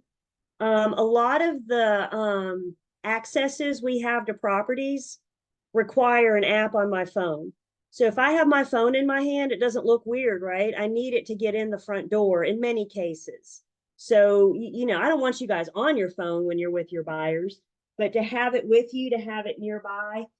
When I do open houses, I usually, before I unlock the front door, I go through and make sure I don't have any dead zones, like in the basement or something. So if the buyer says, hey, can you come down here for a minute? No. So make sure you're, you know, where you do and do not have access before you unlock that front door. Your firm may have a safety protocol as well. They may have a system that if you need help, you can call. I mean, like my whole firm, we're on WhatsApp. So any one of my agents can send a WhatsApp and all of us are going to get it. You know what I'm saying? So if somebody needs help, there's 24 of us, I think, in the office, something like that, we're all going to get it. So that's kind of reassuring there as well. But just when you join your firm, find out what the safety protocol is. Hey, Julie, I want to add too. I work for Cone Health and we got these Katana devices, and I think you can get them for your personal use too. And it's like a red button here we could pull down for help, and it sounds like an alarm. No Also, it's way. two buttons here on the side. You can hold them. Yeah. Yeah, you can hold those, and it call the police. You know, so it's a really cool device to have. So when we go in different homes, I do the home care division, and it's for our safety and like I said, you can use it for your personal use or anything, you know. So it's a very cool device to have. It's called Katana Safety. Say that. What's it called? Katan? Katana, Katana Safety. Katana. Thank you, Sienna. Katana. Uh-huh. Thank you. I have one of those. They're called the birdie whistles, and you pull the thing, and it makes this incredibly loud, obnoxious, right? I mean, there's no getting away from it. I mean, it hurts your eardrums kind of thing, but you know, the point is to get somebody's attention. I have one of those as well. This one calls the police and everything. It's your Yeah. exact location and everything. The Winston-Salem Board of Realtors tried a real safety app where all agents could get on, and if you were in trouble, then an agent nearby could just happen to stop by, you know, not necessarily causing any, but just, oh, I'm here to show this house too, kind of thing. It never really took off. So I like this idea of that. What do we call it again? A katana safety, or just something to get that attention. Do I go into basements and attics and open houses? Not during the open house. I'm going to go in and, you know, turn the lights on and check everything on before I unlock the door. And then when my open house is over at 4, I lock the door, and then I go back through the home and turn everything off. If I get downtime, I'll sometimes check side doors and back doors too, because I know potential buyers may, and I definitely check side doors and back doors before I leave to make sure the home is secure. As far as going through the home, again, something else I don't know if you guys caught in the video, but you don't want to lead. You don't want to get yourself locked into a room. And I think this is good for 2 reasons. One, as I just said, you don't want to get yourself locked into a room. But remember, I'm trying to sell this house, and it's hard for you to imagine yourself living here when I'm standing in the middle of the room. So I let my buyers lead so they can envision walking through the home and them living there. But then it prevents me, like I don't go up and down stairs first. You know, I always say after you kind of thing, to let them go up and down stairs first. If at all possible, if you can park in the on the street, don't park in the driveway. Sometimes that's not always possible. Sometimes street parking isn't a thing. So if you have to park in the driveway, I would try to park near the top where you can get yourself out, but just try to avoid being blocked in. I think another good one is to be aware of your surroundings. When you and your buyer get to a home and you get out of the car, your buyer's probably looking at the curb appeal of the home. They're looking at the lawn, the front of the home. We need to be looking at everything else around. You know, check up and down the street, check across the street, what's going on. Help see things, because we are going in this with two different objectives. They're going in it to buy. I'm going in it to, you know, help them see things they're not seeing. So get out, look around before you get out of the car. Look around before you leave the house. You know, when you open the front door, when you're done, look around and make sure everything looks safe. Nicole's already on it. Amazon sells Katana devices for $19.99. What did we ever do before Amazon? My goodness. How did we live before before Amazon? Thank you, Nicole. So that's a great, thank you, Sandra, for sharing that. That's a great device.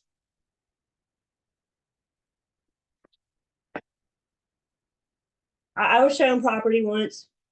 You know, once I'm with buyers a few times and I get to know them, I'm more and more comfortable with them, right? And these particular buyers were coming up from Raleigh on Sundays, and we were looking at properties together. And we got to one listing, and we pulled up in front of it, and there were people. There was a couple, like, kind of in the front yard, in the front porch. And I thought, okay, there's another showing going on. So let's just hang out down here by our cars and chit chat for a minute and give them their space, you know, so they can finish their showing.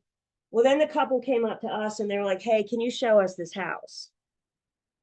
And I was like, no, first off, I'm here with my buyers. I mean, they hired me, you know, I'm here with them. And they're like, you won't show it to us? And I was like, well, you can call me. I'll show it to you later. Or you can call the listing agent. But right now, no. I mean, what kind of disservice would that be to my buyer? If I said, yeah, sure, come on, let's look at it with us, you know? So it you never know with people. And I don't know. I tend to try to see the best in people. But sometimes you got to be careful about that if you tend to try to see the best in people. I think there's a fine line in trusting and not trusting too much. You know what I'm saying? So, but yeah, my little buyer, I mean, I'm not a tall person. She was smaller than I was. And she was like, this is our agent. And I was like, yeah, you know, we're here. We're showing. Yeah. So, you know, just be aware. Just be aware. Awesome, Denise. Thank you. And again, you guys, what else do you guys have? What other thoughts do you guys have?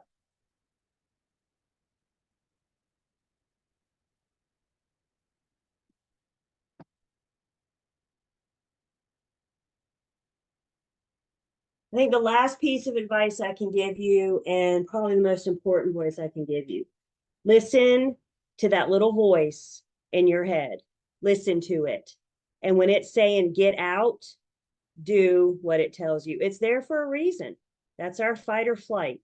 So if it's telling you to run, get out. That's what it's there for. Again, I don't want to scare anybody, but the truth is we need to protect ourselves. There is no amount of commission worth your safety. No amount. And if you don't believe me, just go ask your family on your next break, and I'm pretty sure they'll agree with me. There's no amount worth it. Oh, there was one more thing I wanted to say. I knew there was something else. Don't make your personal marketing too personal. Writing a profile is tricky because you want to write your profile to connect to the people, but you don't want to write it too personal that you're giving away too much information. You know, I think it's okay. Like my profile may say I graduated from UNCG, and the hopes would be a fellow Spartan would be reading my website, go, I graduated from UNCG, and boom, we just made a connection online. I don't have a problem with, I have children, because I think that makes a connection, but I don't think you should get too specific about your children. Does that make sense? So just, you got to be personal to make the connection, but I don't think you need to be too personal. Never, ever, ever. Do I need to say it again? Ever advertise your home address. You have an office location. That's the address you give out. That's the address you always give out.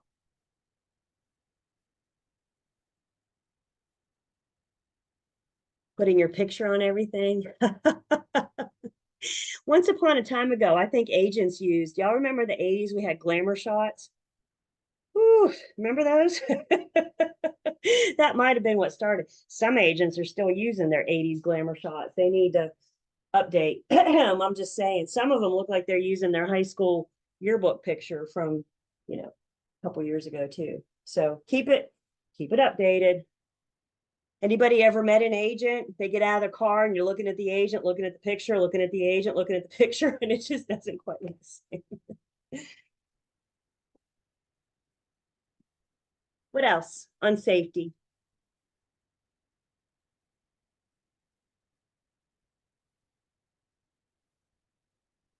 And you may not want to put your picture.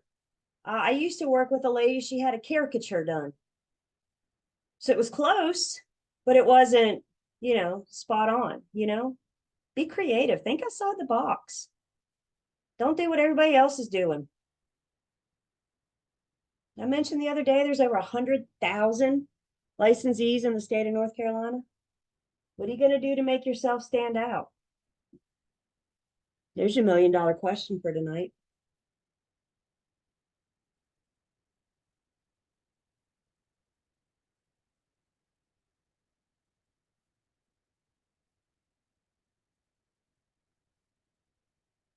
Anything else on safety?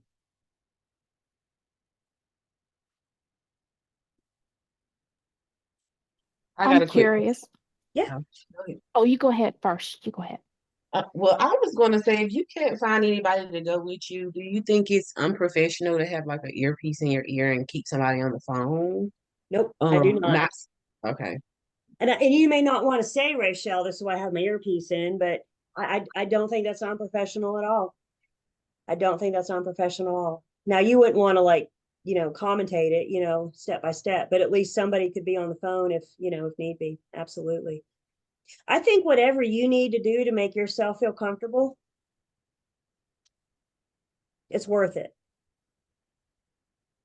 And somebody else, I didn't catch you. It was me. I was going to ask also, you mentioned all the licensees. Is there a particular area that the license is required that is a little safer? I mean, say for instance, a property manager, they still may have to go into some vacant property and show it to a stranger, but Yes. somebody's waiting at the office. Is there a safer I don't option? think so, because tenants and buyers, we're all still dealing with the public. The only thing I would say about property managers is they tend, not all the time, but they tend to have more Monday through Friday, 9 to 5 hours versus sales sometimes. I mean, if your buyers work Monday through Friday, 9 to 5, that means we're showing them property in the evenings and weekends, so I think different scheduling there. I know some agents, until we have daylight savings on Sunday, won't show properties in the evenings. They won't show properties at nights, and I'm not opposed to that. If you want to see a property with me, we got to get in and out by 5:30 before the sun goes down, or we'll just wait and see it on the weekend. But as far as the sales versus property management, you're still dealing with the public. So I think back to what we said earlier, please don't let your guard down.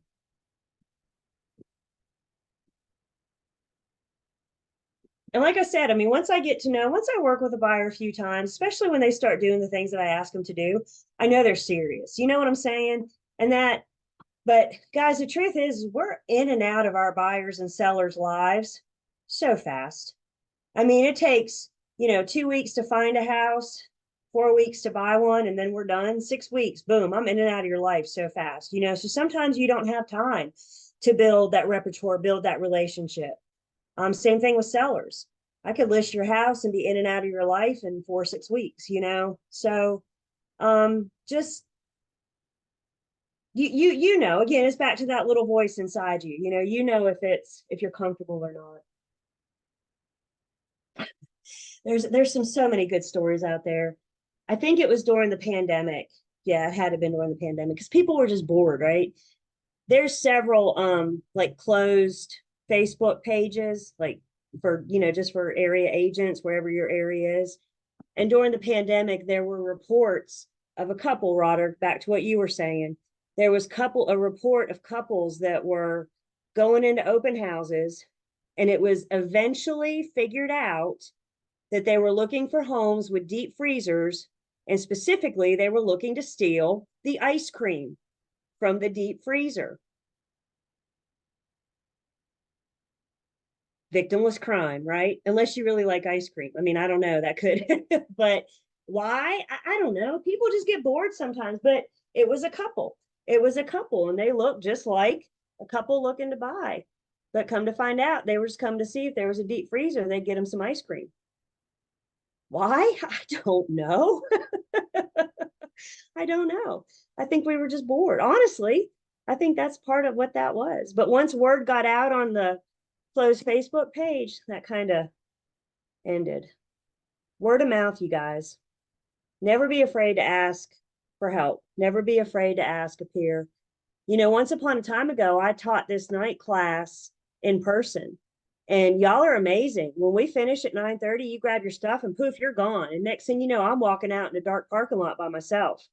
So I learned very early, everybody got to take turns being Julie's walkout buddy. And the whole class, everybody, one person stayed up. They needed like 3 minutes. It's not like I was far behind you guys, but everybody took turns being my walkout buddy. Who's on Julie duty tonight, but sometimes, because there's safety in numbers. So sometimes you just can't be afraid to ask. Do we have in-person classes anymore? Yeah, we're starting to do them. I'm going to do an in-person class in June. My first one since the pandemic. They have a night, man, they didn't have a night guard back then. I wish they did. But yeah, that's exactly where we were, Heather. Yeah, and it was who's on Julie duty tonight, who's going to walk Julie out tonight, and then safety in numbers. And I know the one lady, she's, again, I'm not a tall person. She's about as tall as I was, she said, I don't know what good I'm going to do you. And I'm like, because there's safety in numbers. Two of us are a lot more intimidating than just one.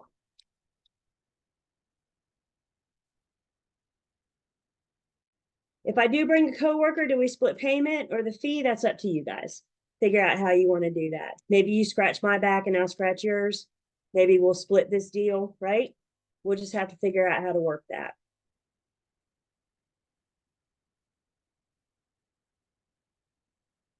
All right, let's take a break. Guys, we're going to probably get out a little early tonight, not unless, of course, you guys have questions or whatever. I definitely want to, but we're going to take 10 minutes. And when we come back, we got to do a couple updates on our RELINC book. I got to share a little bit more with you guys now that we have new venue information. And then we got to do our exam rules and expectations. So let's take 10. When we come back, remember, we're just tying up loose ends tonight.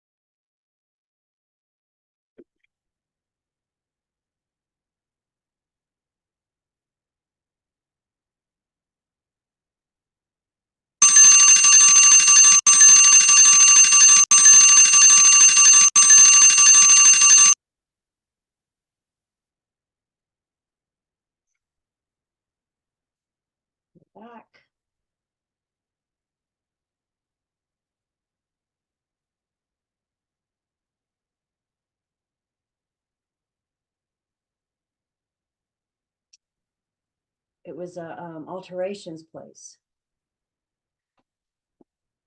Yes. All right.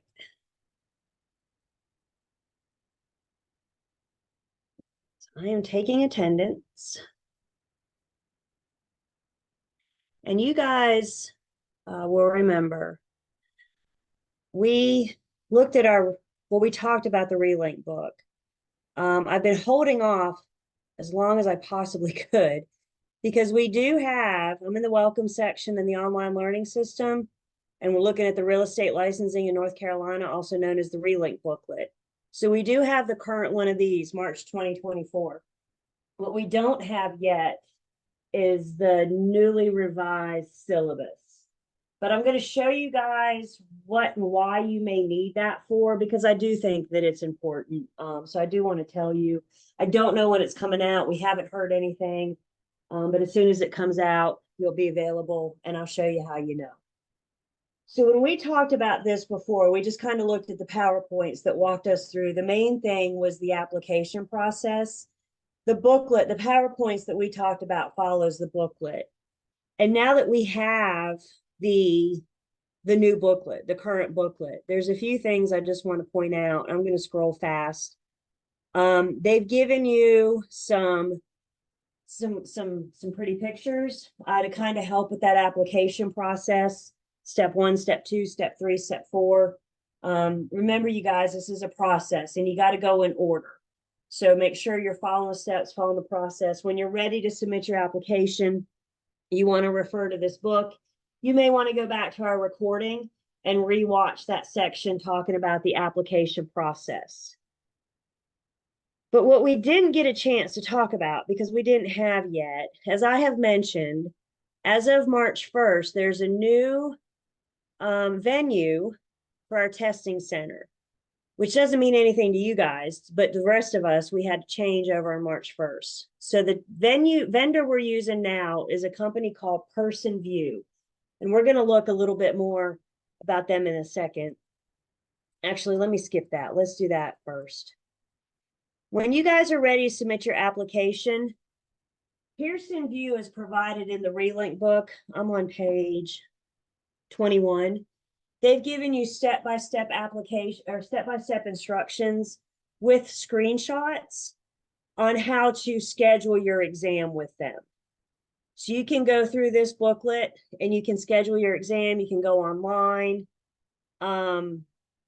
follow it step by step. I have heard, you may want to make a note, I have heard through the grapevine that they do require a full middle name.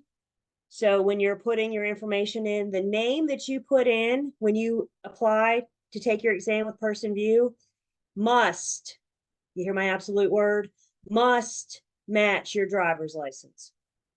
So whatever's on your driver's license has got to be what's your applicant or your exam.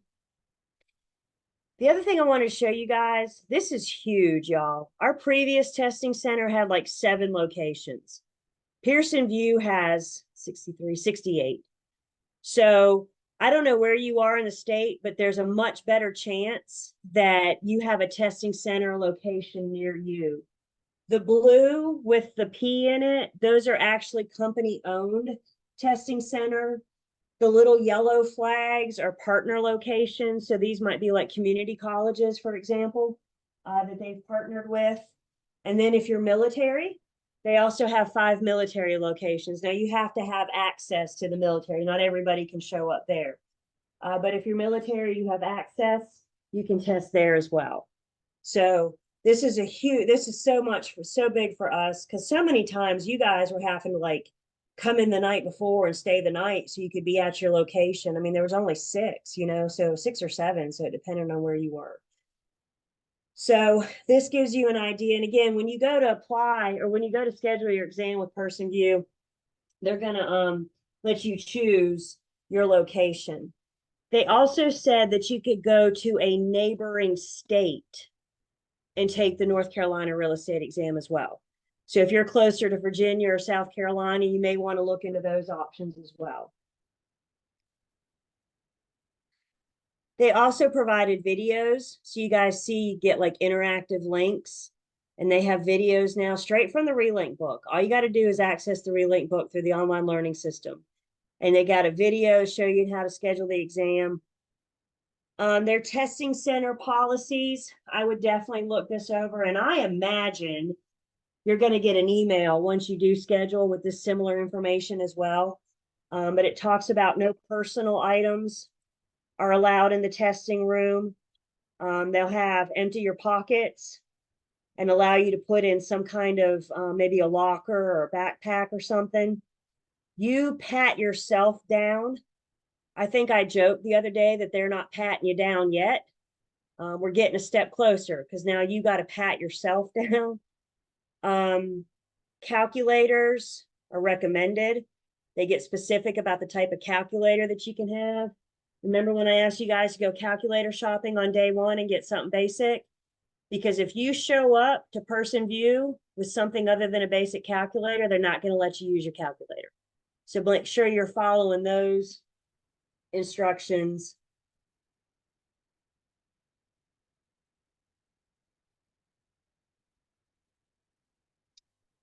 Test arrival check-in. They want you to come 30 minutes early to get signed in and get all your personal effects off of you. I mean, everything. What's your primary ID? You need one form of primary ID. So they specifically say this is what we accept. Temporary IDs will not be accepted. So everything you need to know from the time you pass the exam on Saturday and you get that certificate of completion from Lane, remember, this is where the RELINC book picks up. This is the book that says, yay, I passed Julie's class. Now what do I do? And everything you need is in this booklet. The other thing I want to share with you guys, and I think this is well, let me make sure. Checking on my notes here. Okay. I think this is the most valuable piece, or one of the most valuable pieces of the RELINC book.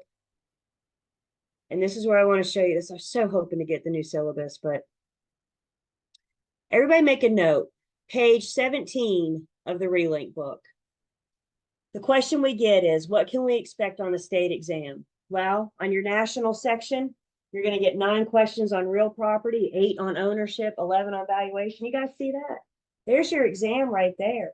This is going to help you with the weight, help you know where to spend your time. You guys now only have 7 math. All your math is on the national. And then same thing with the state section. They break it down into different categories. So the question is, how do we know what's under each category? And that's where the new syllabus comes into place. The new syllabus has been realigned to match this page. So if you guys all look up here, once it's available, they will have a link straight to the syllabus from the RELINC book. So you click on this. Maybe it happened today and I just didn't get the email. No, it still says March 2023. As soon as they update and it says March 2024, the syllabus is going to be laid out under those categories. So if you want to know specifically what to study about valuation, it's going to say valuation and then tell you things like sales comparison approach, cost approach, income capitalization approach, that kind of thing. So this should be soon. I can't tell you when, but this should be soon. But again, they got the link for it. Ta-da, right here. Right above where it's talking about the different categories. They've told us a cajillion times the content hasn't changed. It's just the order that it's in. So that's why we've been able to keep going forward, knowing that we're covering everything. It's just in a different layout once it does become available. Is that helpful? I mean, this is, and let's say worst case scenario, you go, whenever you go to the state exam, you're going to get a report and it's going to tell you how you did in each category. So if you go and you don't pass a section, you want to know where to study, there it is. It's going to tell you didn't do well in valuation. So then you go up to the syllabus and you figure out what all's in valuation that you need those couple extra points so you can pass it the next time. Does that make sense? You can use the two to work together. So I would just make sure, and we're always going to have the current RELINC book in the online learning system. As soon, I mean, like the moment we get it from the commission, Lane's really good about putting in the current. She's really good about making sure you guys have the current once we have it. That's part of what her and I were talking about this morning when she was trying to send y'all an email. I'm like, where's our syllabus? But we'll get it when we get it, you know? I have a question. How long until after our class do we have access to CSRE? To the online learning system, you'll have it for about 4 months. If Okay. you need it for longer, just reach out to Lane. She's happy to extend it. So if you're not going to go for, 5-6 months, just communicate with Lane. But she keeps it about 4 months from when you guys end, give or take.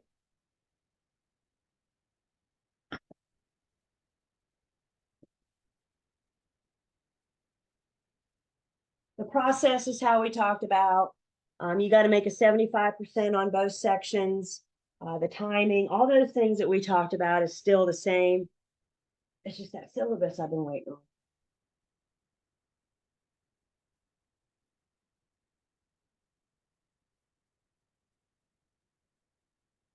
How many of you have started your application? I'm just curious. Anybody started your application? Few of you? Anybody order your background check yet? Yeah, that's what I was gonna say. I was messing around on the website and I could have overlooked it, but are you able to see the dates of the next testing before you submit your application? No, no. You Okay. got to submit your application. You get your notice of exam eligibility. And then that's when, and then you got to wait 24 hours so the commission can submit you to Pearson View, right? And then you contact Pearson View to schedule your exam. Okay. So yeah, when you pass on Saturday, you get the certificate of completion from Lane. That's the piece that you need to complete your application. The commission reviews your application. They send you your notice of exam eligibility. Let's call that your golden ticket into Pearson View. How long do you have? Sorry, once you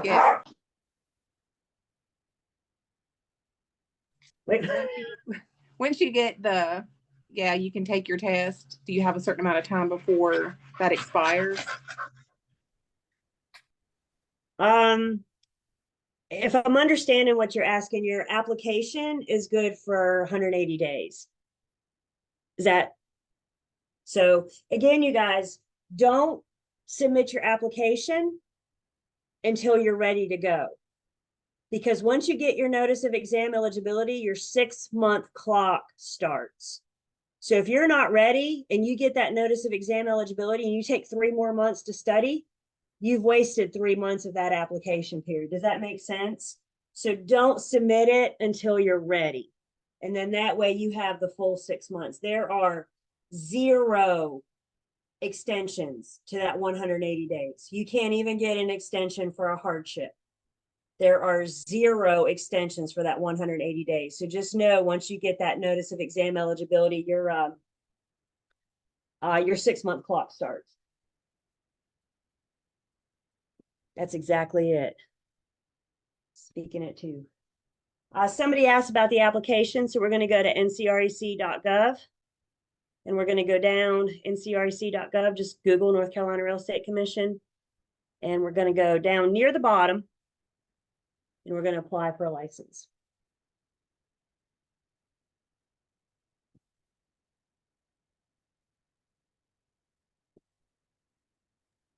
And the background check was really quick. I think I did it Tuesday after class, and when I woke up Wednesday. Wow, you just had North Carolina in your history, didn't you? Yeah, yeah. So that's good, Rochelle. Sometimes they get behind, but it sounds like they're pretty darn caught up right now. So, if you have multiple states, if you've had name changes, then it might take. I think they go back 7 years. It might take a little bit longer, but that's impressive. That's impressive. So we don't have to wait for the background. We just need to wait till we're ready to take the test for the application. your background is part of submitting your application. So you have to have that back before you can submit your application.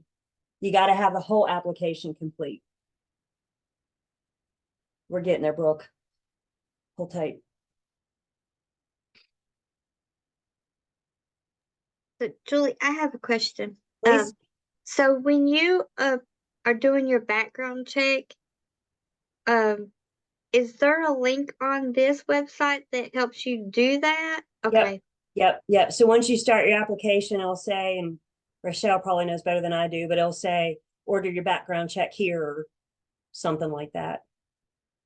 Yep. Okay.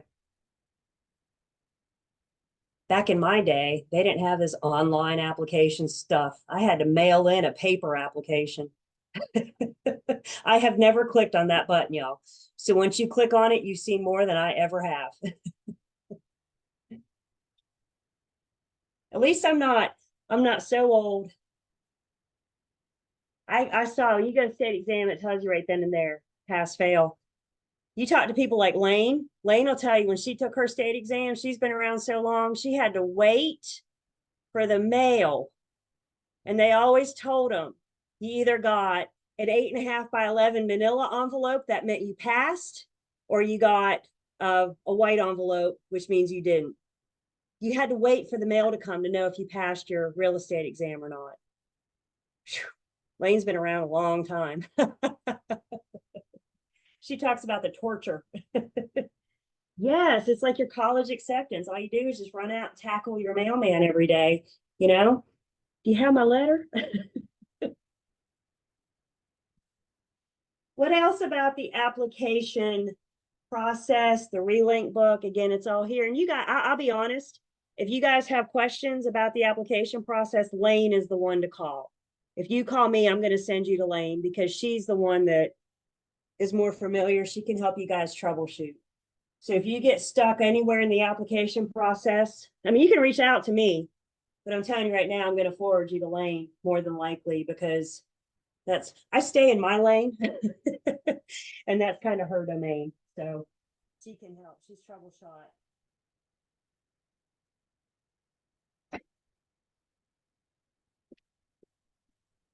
But there's a really good chance everything you need is right in there.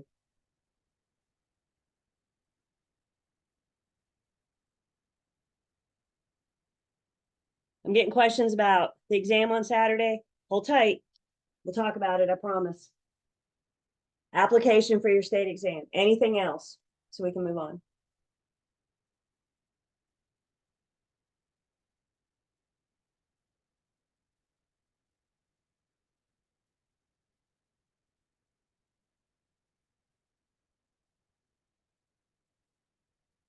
All right. Saturday. I need everybody's attention right now. What is Saturday going to look up? First off, let's look at this, guys. Everybody feel this guy's pain. I love this guy.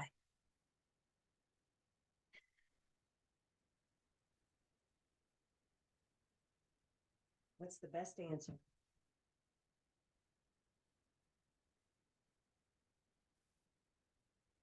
You guys feel him?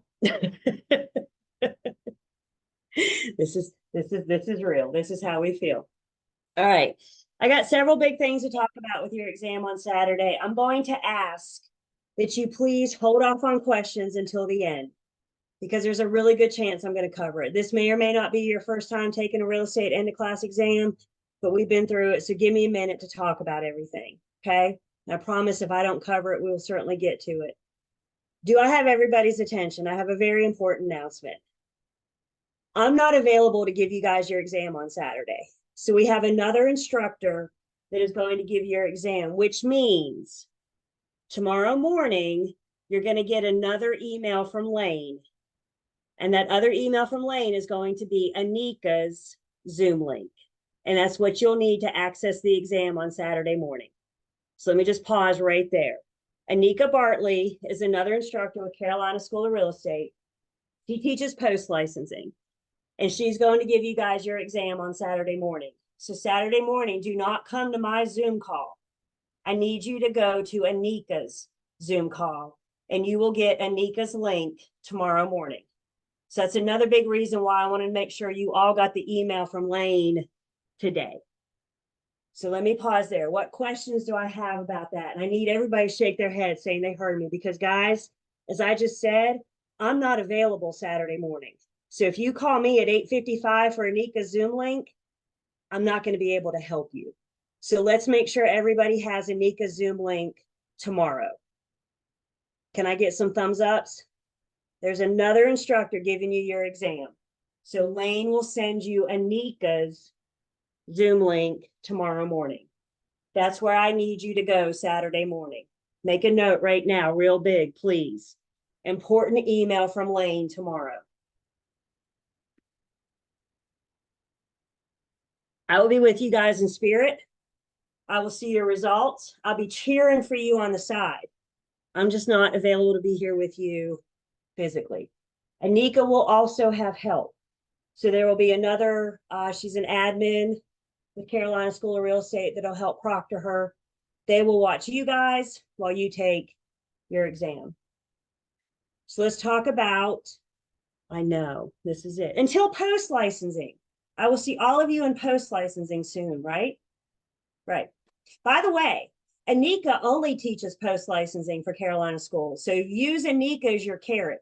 If you ever feel stressed out, just see Anika and know that's your goal, because you want to go as post-licensing. That's the next step, right? So use Anika as your strength. So let's talk about this exam. Exam starts at 9. Anika's going to log in at 8:30 because we got to do a check-in process. Now I'll talk about that check-in process. But Anika's going to log on at 8:30. If you guys can start logging on at 8:30 to get checked in, we can't start the exam until everybody's checked in. So if we can have you guys start logging in, I know not all of you will log in at 8:30, but if you guys will start coming in at 8:30 so she can get you checked in, so she can get you started as close to 9 as she can. If you all log on at 9, you're not starting until 9:25, 9:30, something like that, right? So try to come on a little bit early. So please log on early so you can check in. We cannot start the exam until everybody has checked in. So with the check-in, it's a one-on-one. Anika's going to be spending a little bit of one-on-one time with you guys. She needs to see your basic calculator. If you say, I'm going to use a calculator on my phone, or I'm going to use this TI-83, she can't let you use a calculator. So make sure you show her your basic calculator, please. Go calculator shopping tomorrow if you haven't done this yet. I almost always have somebody show up and say, I didn't get a calculator. Can't I just use? No, this is it. Basic calculator only. Again, if you need me to verify it, I'm happy to do so tomorrow. You can have a pen or a pencil, purple crayon. I don't really care. Just something to write with. You start with 2 blank pieces of scratch paper, and Anika's going to need to see those 2. Note that keyword there, blank. You start the exam with blank paper. Once the exam starts, you can do whatever you want to with it. Make all your notes, your formulas, whatever you want to. But you must start with blank paper. So she'll ask to see that. We ask you to just start with 2. Some of you may be thinking, I need more than 2. But we ask you to start with 2. If you need more, you can just communicate with Anika. I'll talk about that in a second, to get more paper. But we're going to ask you to start with 2. Why 2? To my knowledge, how many do you think person view allows you to start with? 2. Remember, I'm trying to prepare you for the state exam. So we're going to kind of go now. To my knowledge, I haven't heard otherwise with the new vendor. Line notebook paper, that's fine. Absolutely. Yep. Just as long as it's blank. You can have drinks, snacks, cough drops, mints, gums, whatever you need. We don't care. My preference is for you guys to eat a little bit of breakfast beforehand, because I don't want you coming in on an empty stomach, and I don't want you spending test time trying to eat. So that's why it just says snacks. I want your textbooks and notebooks closed. I usually ask for them to be near you guys. I don't know what Anika will say. But you know, if you're sitting there in the middle of the test looking stuff up in your book, Anika and Katie will probably pick up on that. They may have some questions. So Just know that they need to be closed, out of the way where you can't easily access them. I also request that y'all's phone is off. Do we know the difference between off and silent? So what I usually do is have you guys turn your phone off before the check-in so you can click the button and show me that it's off, instead of everybody trying to figure out how to power down their phone. The other thing Anika may ask you guys to see, and let me clean up my space a little bit, is your space. So we're going to want to see, if you're on a laptop, you can adjust and show us your clean desktop here.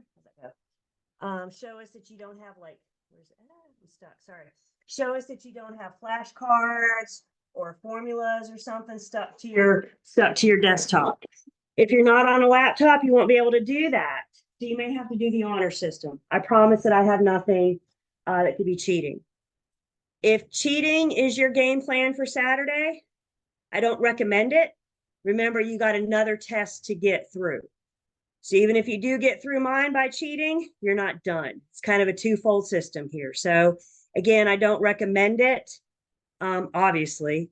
But if we do catch you guys, game over. I mean, it's like that. You know, so she's going to take a couple things to make sure that everybody's good. When you guys start the exam, you guys are going to log on to Zoom like you always do, Anika's Zoom. And when she's done checking you in, she's going to turn her camera off. So you guys are watching your exam. Her and Katie are watching you guys. So just know there's a couple sets of eyes on you. And again, if this is your strategy for Saturday, it's not going to get you through that state exam. These are test questions that you're not going to be able to look up in your book either. Remember, these are application questions. So you need to know how to apply what we've learned. What questions do I have specifically about the check-in process? Your one-on-one time with Anika.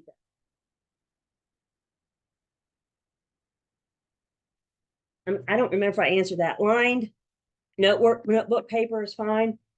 Blank paper is fine, just as long as there's no writing on it. So do you have to be, I'm sorry. Yeah. I was going to say, how do you communicate with her? I'm getting there. Yep, I'm Okay. getting there. Yep. So once you check in, are you like, I can't do anything else?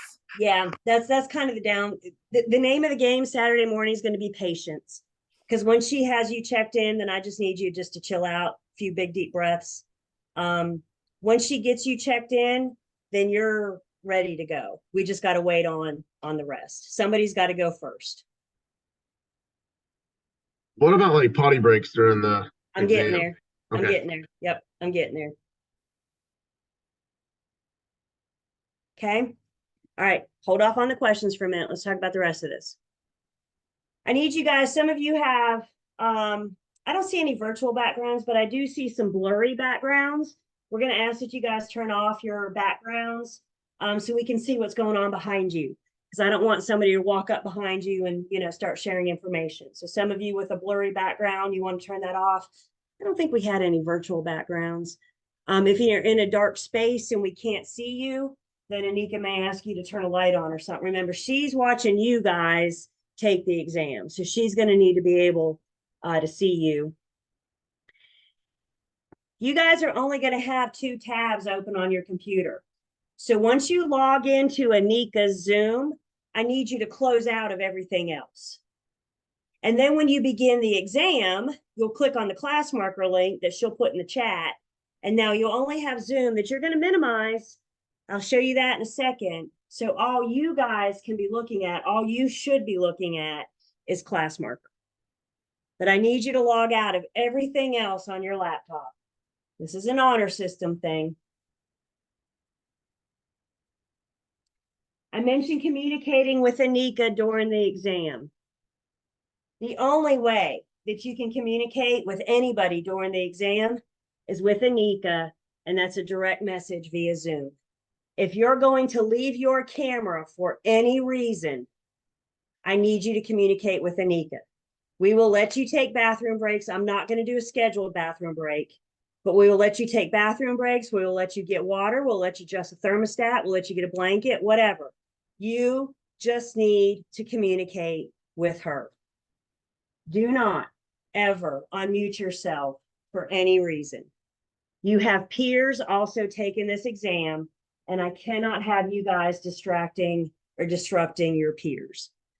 So the only person you can talk to during this exam is Anika, and the only way you can talk to her is through direct message. So if you need to make your Zoom big to send her a chat, that's what you're going to do. I've asked you guys, I hope you have found distraction-free zones to take this test. I hope you've asked your family to leave you alone Saturday morning. I can't have your family, friends in the room with you. If we see somebody in the room with you, I can only assume you're talking about the test, you guys. I don't know, you're talking about lunch plans or whatever, right? So just you, distraction-free zone. So once she gets you logged in, once she gets you guys checked in, once everybody's ready to go, then she'll put the link for the class marker exam in Zoom. And you click on the link and you begin. You get 4 hours from the time you start, as close to 9 as we can. It's 112 questions, passing is 75%. And you're going to see those results immediately. You guys did the midterm. It's the exact same program that you did your midterm on. You say submit, it says, are you sure? And it said, bam, pass or fail. So you'll know right away. Once you click on the class marker link and begin your exam, you're going to see a little paragraph like this. During the exam, you can't utilize any device to communicate with others, access information, or record or store photographs, text, images, etc. Following the exam, you guys cannot communicate information concerning the exam to anyone. So you guys can't talk about the specifics of the exam. We're trying to keep the integrity of the exam. You cannot discuss the specifics. And by the way, that applies to your state exam as well. This is a closed book exam. You cannot refer to your textbook or notes. You cannot receive assistance. You cannot access or attempt to access information via an electronic device. And anybody in violation, we're just going to send you straight to the North Carolina Real Estate Commission. I know I'm not going to deal with it. I doubt Lane wants to deal with it. We're just going to let the commission deal with it. So once you read this, you hit start, put in your name, the email address you want your results. Make sure you type in the email address correctly. If you don't type it in right, you're not going to get it. Make sure you type in that email address correctly. When you pass, you will get your certificate of completion from Lane. I don't know when Lane will send them out. She's really good. I'd imagine Saturday or Sunday at the latest. But just keep your eye out. She's not going to do it right away. She's going to wait for everybody to finish. So please just be patient with Lane, you guys. There's like 45 of you and one of her. So just be patient with her. She will be in touch with further instructions. She will be in touch with your certificate of completion. So when you pass, you get that certificate of completion. If you don't pass, but you make at least a 50%, then you're eligible for the retake. It's on March 16th at 9:15. I do not know who's given the retake, but Lane will be in touch. So if you're eligible for the retake, be on the lookout for an email from Lane. If you don't make at least a 50%, Lane will be in touch. So in other words, what I'm telling you, all of you will hear from Lane after the exam on Saturday. Pass, eligible for the retake, or not eligible for the retake. One way or another, you will hear from Lane with further instructions. Just be patient. If you are eligible for that retake, the rules are the same, but the exam is not.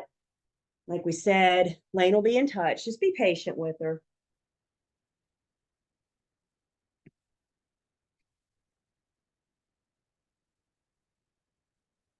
And then the what ifs. What if you lose power? What if you lose internet? What if anything goes wrong? Well, one thing Anika's agreed to do before she begins the exam, before she gives you the link, she's going to put her cell phone number in the chat. And she'll have you guys write that down on your blank scratch paper. So if you lose connection, breathe and call Anika. We will get through it. There's a cool thing in Class Marker where we can do it's called like a restore link, where you can pick up where you left off. You don't lose what you've already done. I can't tell you what, if anything's going to go wrong, but what I do know is we will get through it. So you'll have her number. You can reach out to her and figure it out. Lots of possibilities here. So let's see. I got some questions. Let me go back and get those. What if you missed the check-in by a few minutes? I may need you to reach out to Lane to discuss that with her. Again, I don't want you disrupting others. So if you're not going to be able to be there before 9, I may need you to reach out to Lane to talk about that with her. Can you take the exam on an iPad? I'll be honest, sometimes iPads work, sometimes they don't. So, you know, you may want to try the Class Marker 100% exam on your iPad, see if that works. But if for some reason it doesn't, just send Anika a chat and you'll work through it. She'll work through it with you. Somebody says you read questions out loud to better understand. There's a difference. Understand, you guys, there's a difference. We have been doing this about 4 years now. And we can see when you're reading a question, either one of us, versus having a full-blown conversation with somebody else in the room. So if you're moving your mouth and you're reading the questions, there's a difference versus talking. I wouldn't have a full-blown conversation, but if you're moving your mouth, and when you go to the state exam, you're not going to be able to read out loud anyway, because you got somebody next to you taking a test as well. So you may just want to try mumbling to yourself, you know, quietly moving your mouth, but there is a difference. During the time we're waiting for others, can we study our notes? Technically, once you're checked in, you're checked in. So that last minute studying, you may want to do that before you check in. Use that time to breathe and get yourself centered, focused. The exam is 4 hours. You get as much as you need, up to 4 hours. There's a countdown clock on Class Marker, and when 4 hours is up, it's up.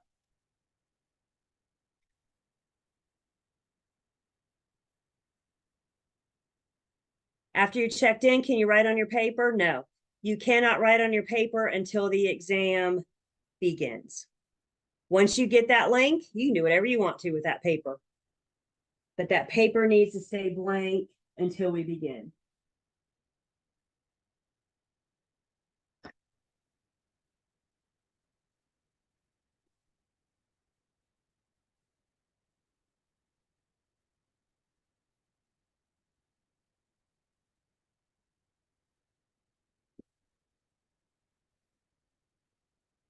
What else? Not too bad. Just need to make sure we're all on the same page. Again, you guys, the Real Estate Commission says if we suspect you of cheating, we are to take your exam right then and there on the spot. Ooh, good question. Thank you. Once you're done and you see your results, you're free to go. So once you're done, you see those results, you don't have to wait the full 4 hours. Thank you, Ashley. Once you're done, you're done. So once you see your score, I'll get your results. And of course, Lane wills too. So she knows how to communicate with you. Why do I encourage having the notebooks close by? Because I don't want your textbook in the bathroom. If I let you take bathroom breaks, I don't want you running the bathroom and looking stuff up in your book.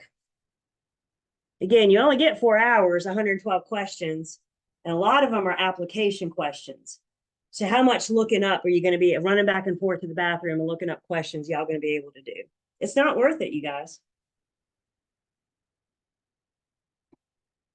Do you send a direct message telling her we're done? No, you don't need to. You don't need to. Once you see your results, make sure you see your results. But once you see those results, you're done. And yes, 75% is passing.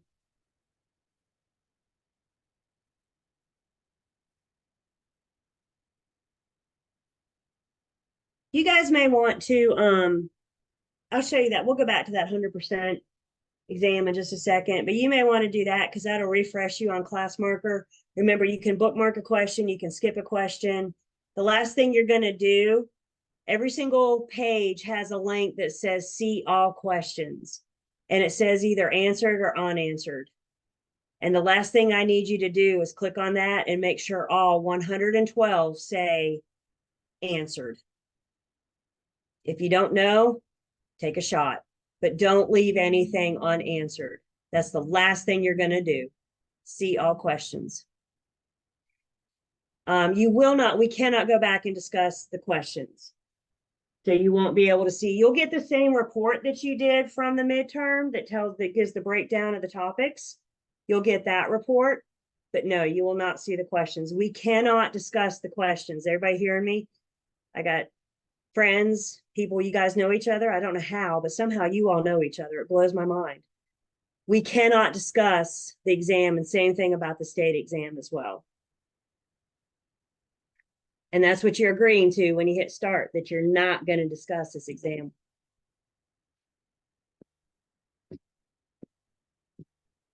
So 2 things to show you guys.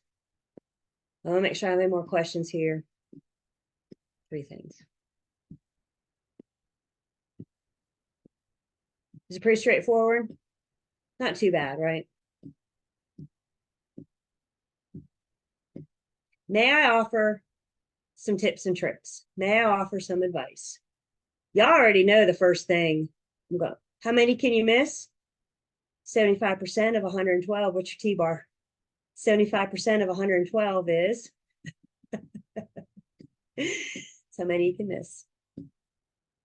You already know the first tip and trick I'm going to tell you, right? Let's do it together. Everybody with me. Let's take a big, deep breath. Please remember to breathe. When you see a question and you feel yourself going, oh my God, I've never seen this before in my entire life, stop. Put your pencil down, close your eyes if you have to, but take a few minutes and get back into your breathing. You are not going to do well when you're all over the place. So when you feel yourself getting anxious and excited, take a few minutes, close your eyes, sit on your hands if you have to, but just take a few breaths. Remember to breathe. Are y'all doing math or y'all listening to me? Okay. This next big advice I can offer you is to read. Breathe and read. Read the question, read all of the answer choices. Have you guys seen this in your practice? Every single word means something. And when you get to reading too fast, you skip a word. So breathe and read and breathe. Do not change an answer unless you are 5,000% sure that it's wrong. Once you answer it and you know every being of your body is telling you that answer is C, then you put down C and you move on. Why are you going back to it? If you don't know the answer, that's the one that you bookmark. And remember what we said too. Sometimes by skipping a question, a future question may trigger something for you. A future question may say, oh yeah, we did talk about. So let the test kind of work with itself. Make sure you answer any skip questions. Again, take that see all questions and make sure they all say answered. As we said, always save the math for last. As soon as you get to a question and the answer choices are numbers, just bookmark it. Don't even look at it. Just bookmark it. Of the math, you're going to do that mini CD at the very, very end. So the math is last, the mini CD. And then I want you guys to take your time, but also keep half an eye on that time as well. Again, you get a countdown clock. Some instructors will tell you, and I don't have a problem with it. If you want like a little Post-it note, put it over your laptop where the clock's not staring at you. I'm fine with that, as long as that little Post-it's blank and there's nothing written on it. But just, if the time concerns you, you just cover it up. But just keep half an eye on it. Will Jane go over the CD tomorrow? I'm not sure. I'm not sure exactly what she does in her cram course.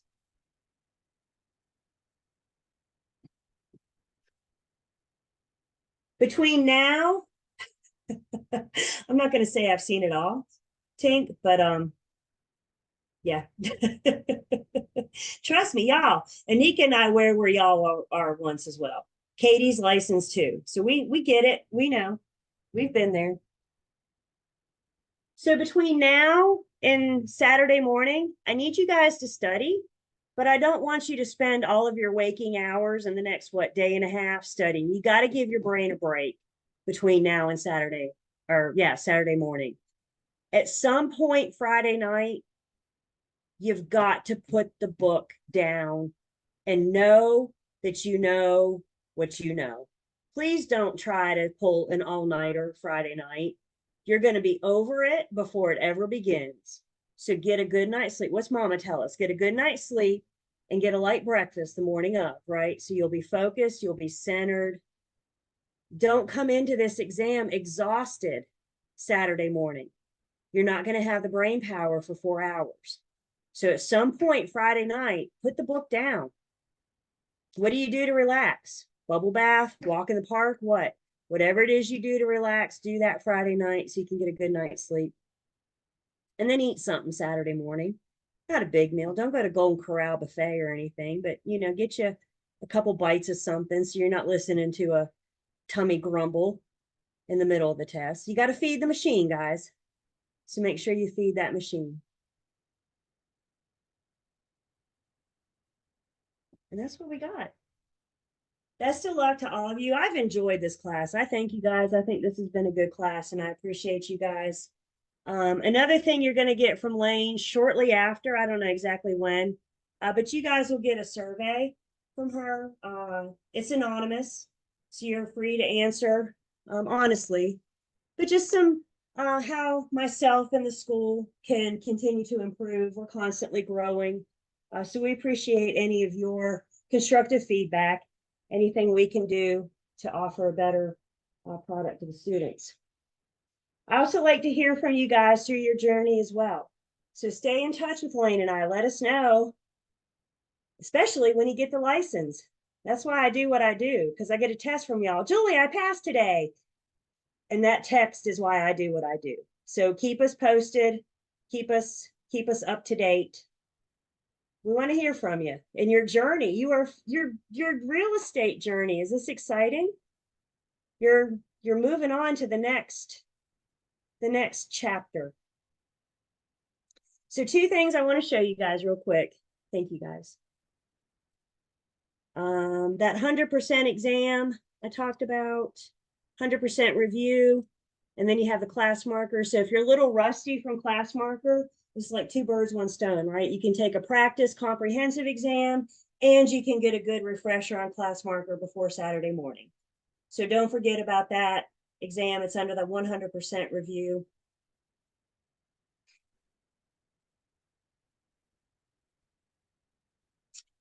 And the last thing I want to show you, on Saturday, Anika won't be sharing her screen.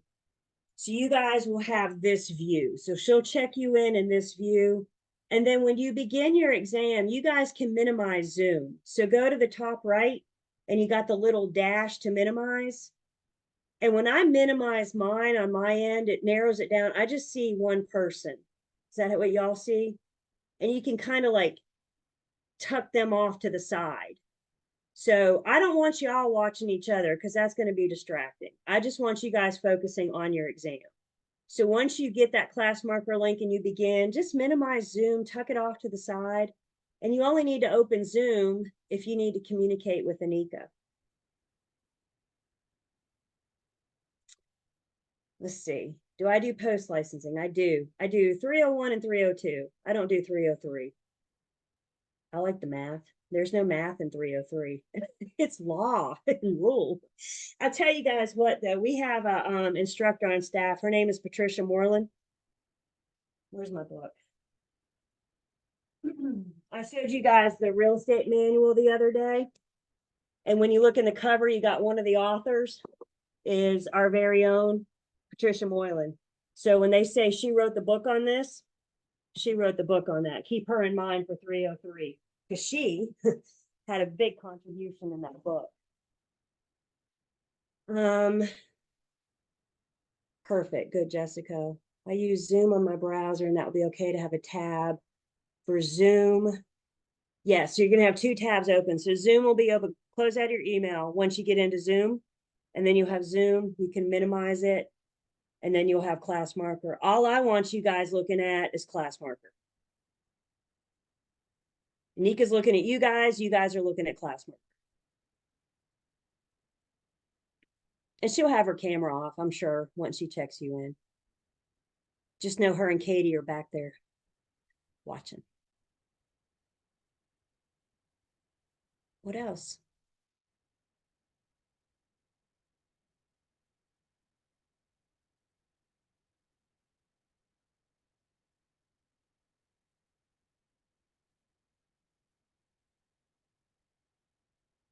Anything? How are we feeling? Yeah, I get that. Good luck, everybody. Good luck. Please, everybody. Definitely. Definitely. What percentage of students have to retake? I don't know that number. I'm going to say it's not uncommon to have to retake the class again because I think I've proven my point. This is a lot of information. So if you haven't been able to keep up with it, if you got behind on your studying, you know, but what have we been saying? If this is something you really, really want, we'll do whatever it takes to get it. I promise you, no buyer or seller is ever going to look at you and say, how many times do you have to take the test? All they want to know is, do you have a license? That's all you have to tell them. I have a license. Just so I know, like, how much is it to retake the class if you have to? I'm not saying I'm going to have to, though. Yeah. Please don't hold me to this, you guys. I want to say it's like 180, 185. That's Lane's domain. So I just stepped out of my lane a little bit, but y'all aren't going to hold me to it. Julie said, I'm pretty sure it's somewhere, she'll let you retake for a discount, but I think it's about, like I said, 180. You got this. You got this. Breathe and read, you guys. That's the best advice I can offer you. Well, as far as I'm concerned, we're done. So I'm officially stopping attendance right now. So if you want to go, you're welcome to go. It won't count against you. If you want to stay and ask a question, I'm fine with that. I can hang out for as long as we need to. When do the next classes start? Go to the website because there's other instructors as well. So go to the website and see when my next class starts Tuesday. So I didn't get a break. I'm just picking up a new one on Tuesday. Yes, and I will see you in post. Thank you guys. So if you want to stick around, ask a question, go over something, I'm happy to do that. If not, have a good night. Best of luck to everybody. And we'll see you in post licensing. That's the goal. Yes? Yes. Good luck, everybody. Good luck. You too. Now, Julie, I have a question. So, Yes, like, ma'am. in like my camera, I'm noticing like some other people cameras show like more body than mine. Mine's like it just show my face. Do I need to? That's perfect. That's perfect. Yep. It's just where you're sitting, your angle and everything. So as long as we can see you, that's what we're looking for. Yep. Thank you. Miss Julie, I have a question. So on the e-learning, I know you have what is it, the practice exam questions. Is that well, I'm not gonna say that exactly, but are some of those questions, will those be on your test that Well, we're you're not taking? going to, so the questions you see on Saturday, you've never seen before, right? Oh. But the practice questions kind of, if you take those practice tests and you fail the agency section, then that's what you need to go back on. But no, those questions you're only going to see one time, and that's on Saturday. Same thing with your state exam. Okay. So you've not seen the actual test questions, but but really, you guys, there's only so many ways we can ask you about dual agency. You know what I'm saying? I mean, there's only so many ways we can approach that. So that I think is a big benefit of doing these practice tests. you know, it gets you kind of exposure to that information.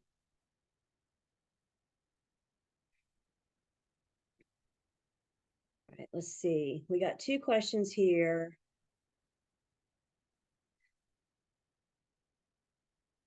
Okay, so hang on, I gotta focus. I gotta sit down. I'm on a sit-stand table. Did y'all know that? My table rises and lowers. Is that not cool? I love my sit-stand table. Okay. So we got a question here. Which of the following would not make a contract voidable? Seller was put under duress. The party that was under duress could make it voidable.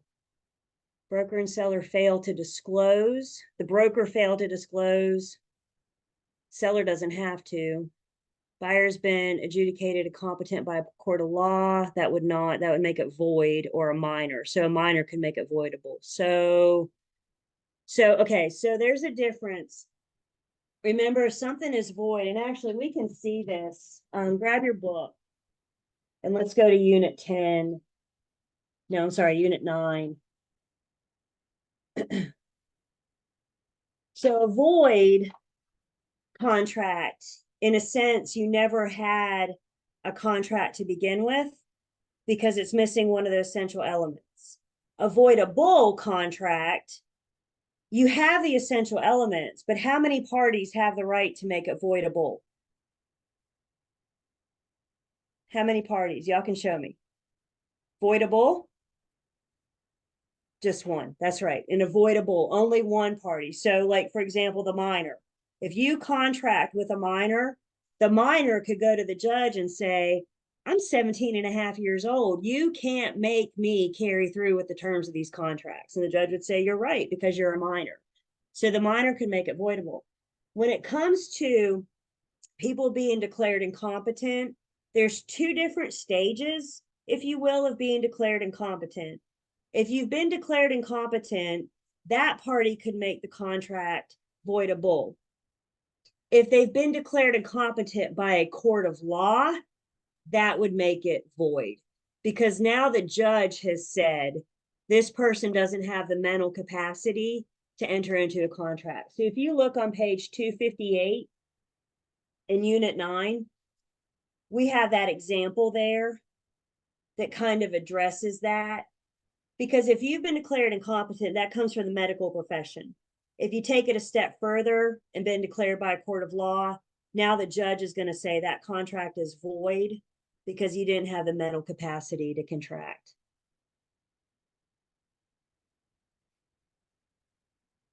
Does that answer that one before we look at, okay? And then in order to reach the garage, the property owner uses an easement, a pertinent, that gives the right to use the neighboring property's driveway. The neighboring property is so when it comes to the pertinent easements, how many tracts of land are affected by a pertinent easement? Again, you guys can show me. How many tracts? Yep, 2. 2 and only 2, always just 2. The one doing the using is the dominant easement. The one being used is the servient tenement. I said dominant. The one doing the using is the dominant tenement. The one being used is the servient. So in order to reach the garage, the property owner uses the easement that gives them the right. So the neighboring property is going to be the one being used, because you got to cross over their land to get to your garage.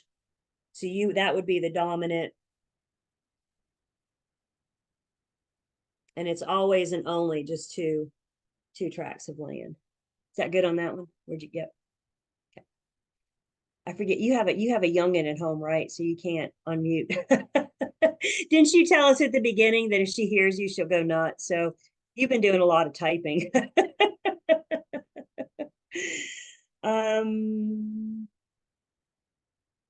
Perfect.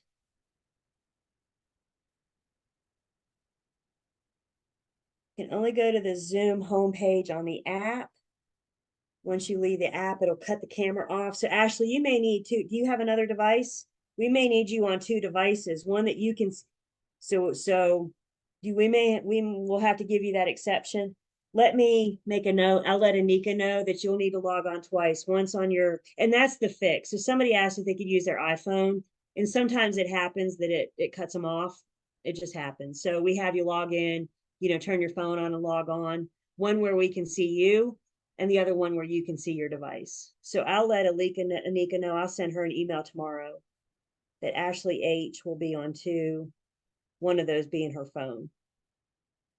But that's all you're going to use your phone for, so we can see you. Yep, honor system. Mine do the same thing, Miss Julie. If you click on one, it turns the whole thing on. Okay, so if it happens, that's the fix. Yep, that's one of those kinky things we worked out.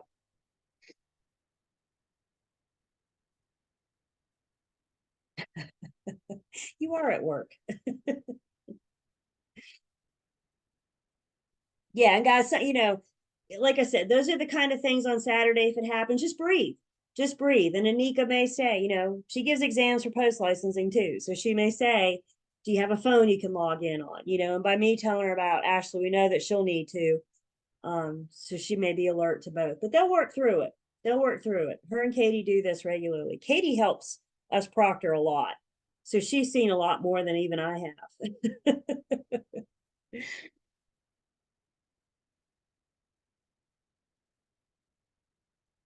What else, you guys?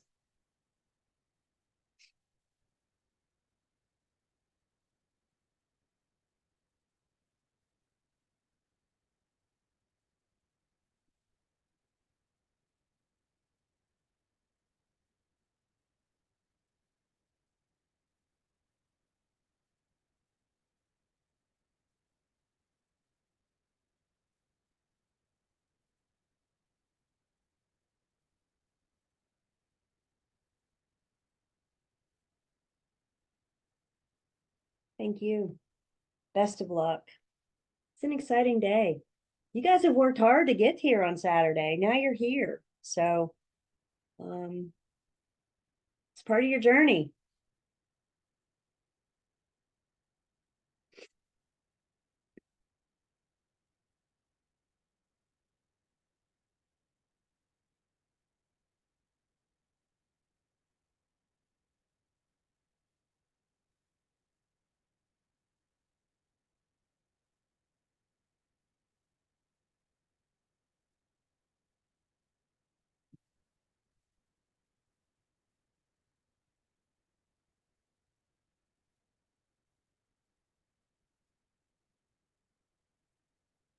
Awesome. Thank you. Yeah, so Julie, when I go to click out, you said when the Zoom actual login page, we hit sign in, and then this page come up. When I click out the other one, it asks me to close the meet now. What do you mean when you click? No, all you're going to do is log into Zoom. Uh-huh. And then Anika will put the link in the Zoom chat. Okay, gotcha. Okay. Yeah, so you don't have anything to click on now, but I mean, Okay. we could practice if you want to. I don't know if that'll work or not, but yeah, when she's ready, she'll put the link in the chat, and then you click on that link, and that's how you access the exam. Okay, but then it'll have me, so we'll still leave our Zoom up like this, and then just click the link. Right. And then once you get the class marker, once you got the exam open, once you see it, then you can minimize Zoom. Oh, just minimize. Oh, okay. Yeah. Don't close it out. Don't close, just Okay, minimize it. Okay. And then if you look at it, Andrew, because when I minimize my Zoom, I just see you. You're the only thing I see right now. So then I can just kind of tuck you off to the side where you're not taking over my whole screen. Is that what you see when you minimize it? Yeah, I see it now. Okay. So then that way you're just focusing, and that way you guys, you're not distracting each other. Because if you're seeing each other and somebody sneezes, everybody's going to be like, what was that? Yeah. So I don't want you looking at each other. I just want y'all looking at that test. And that's why you can just kind of do away with it.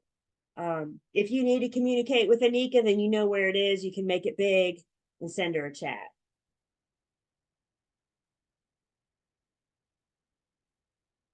Oh, nice. That could be fun. Yeah, definitely.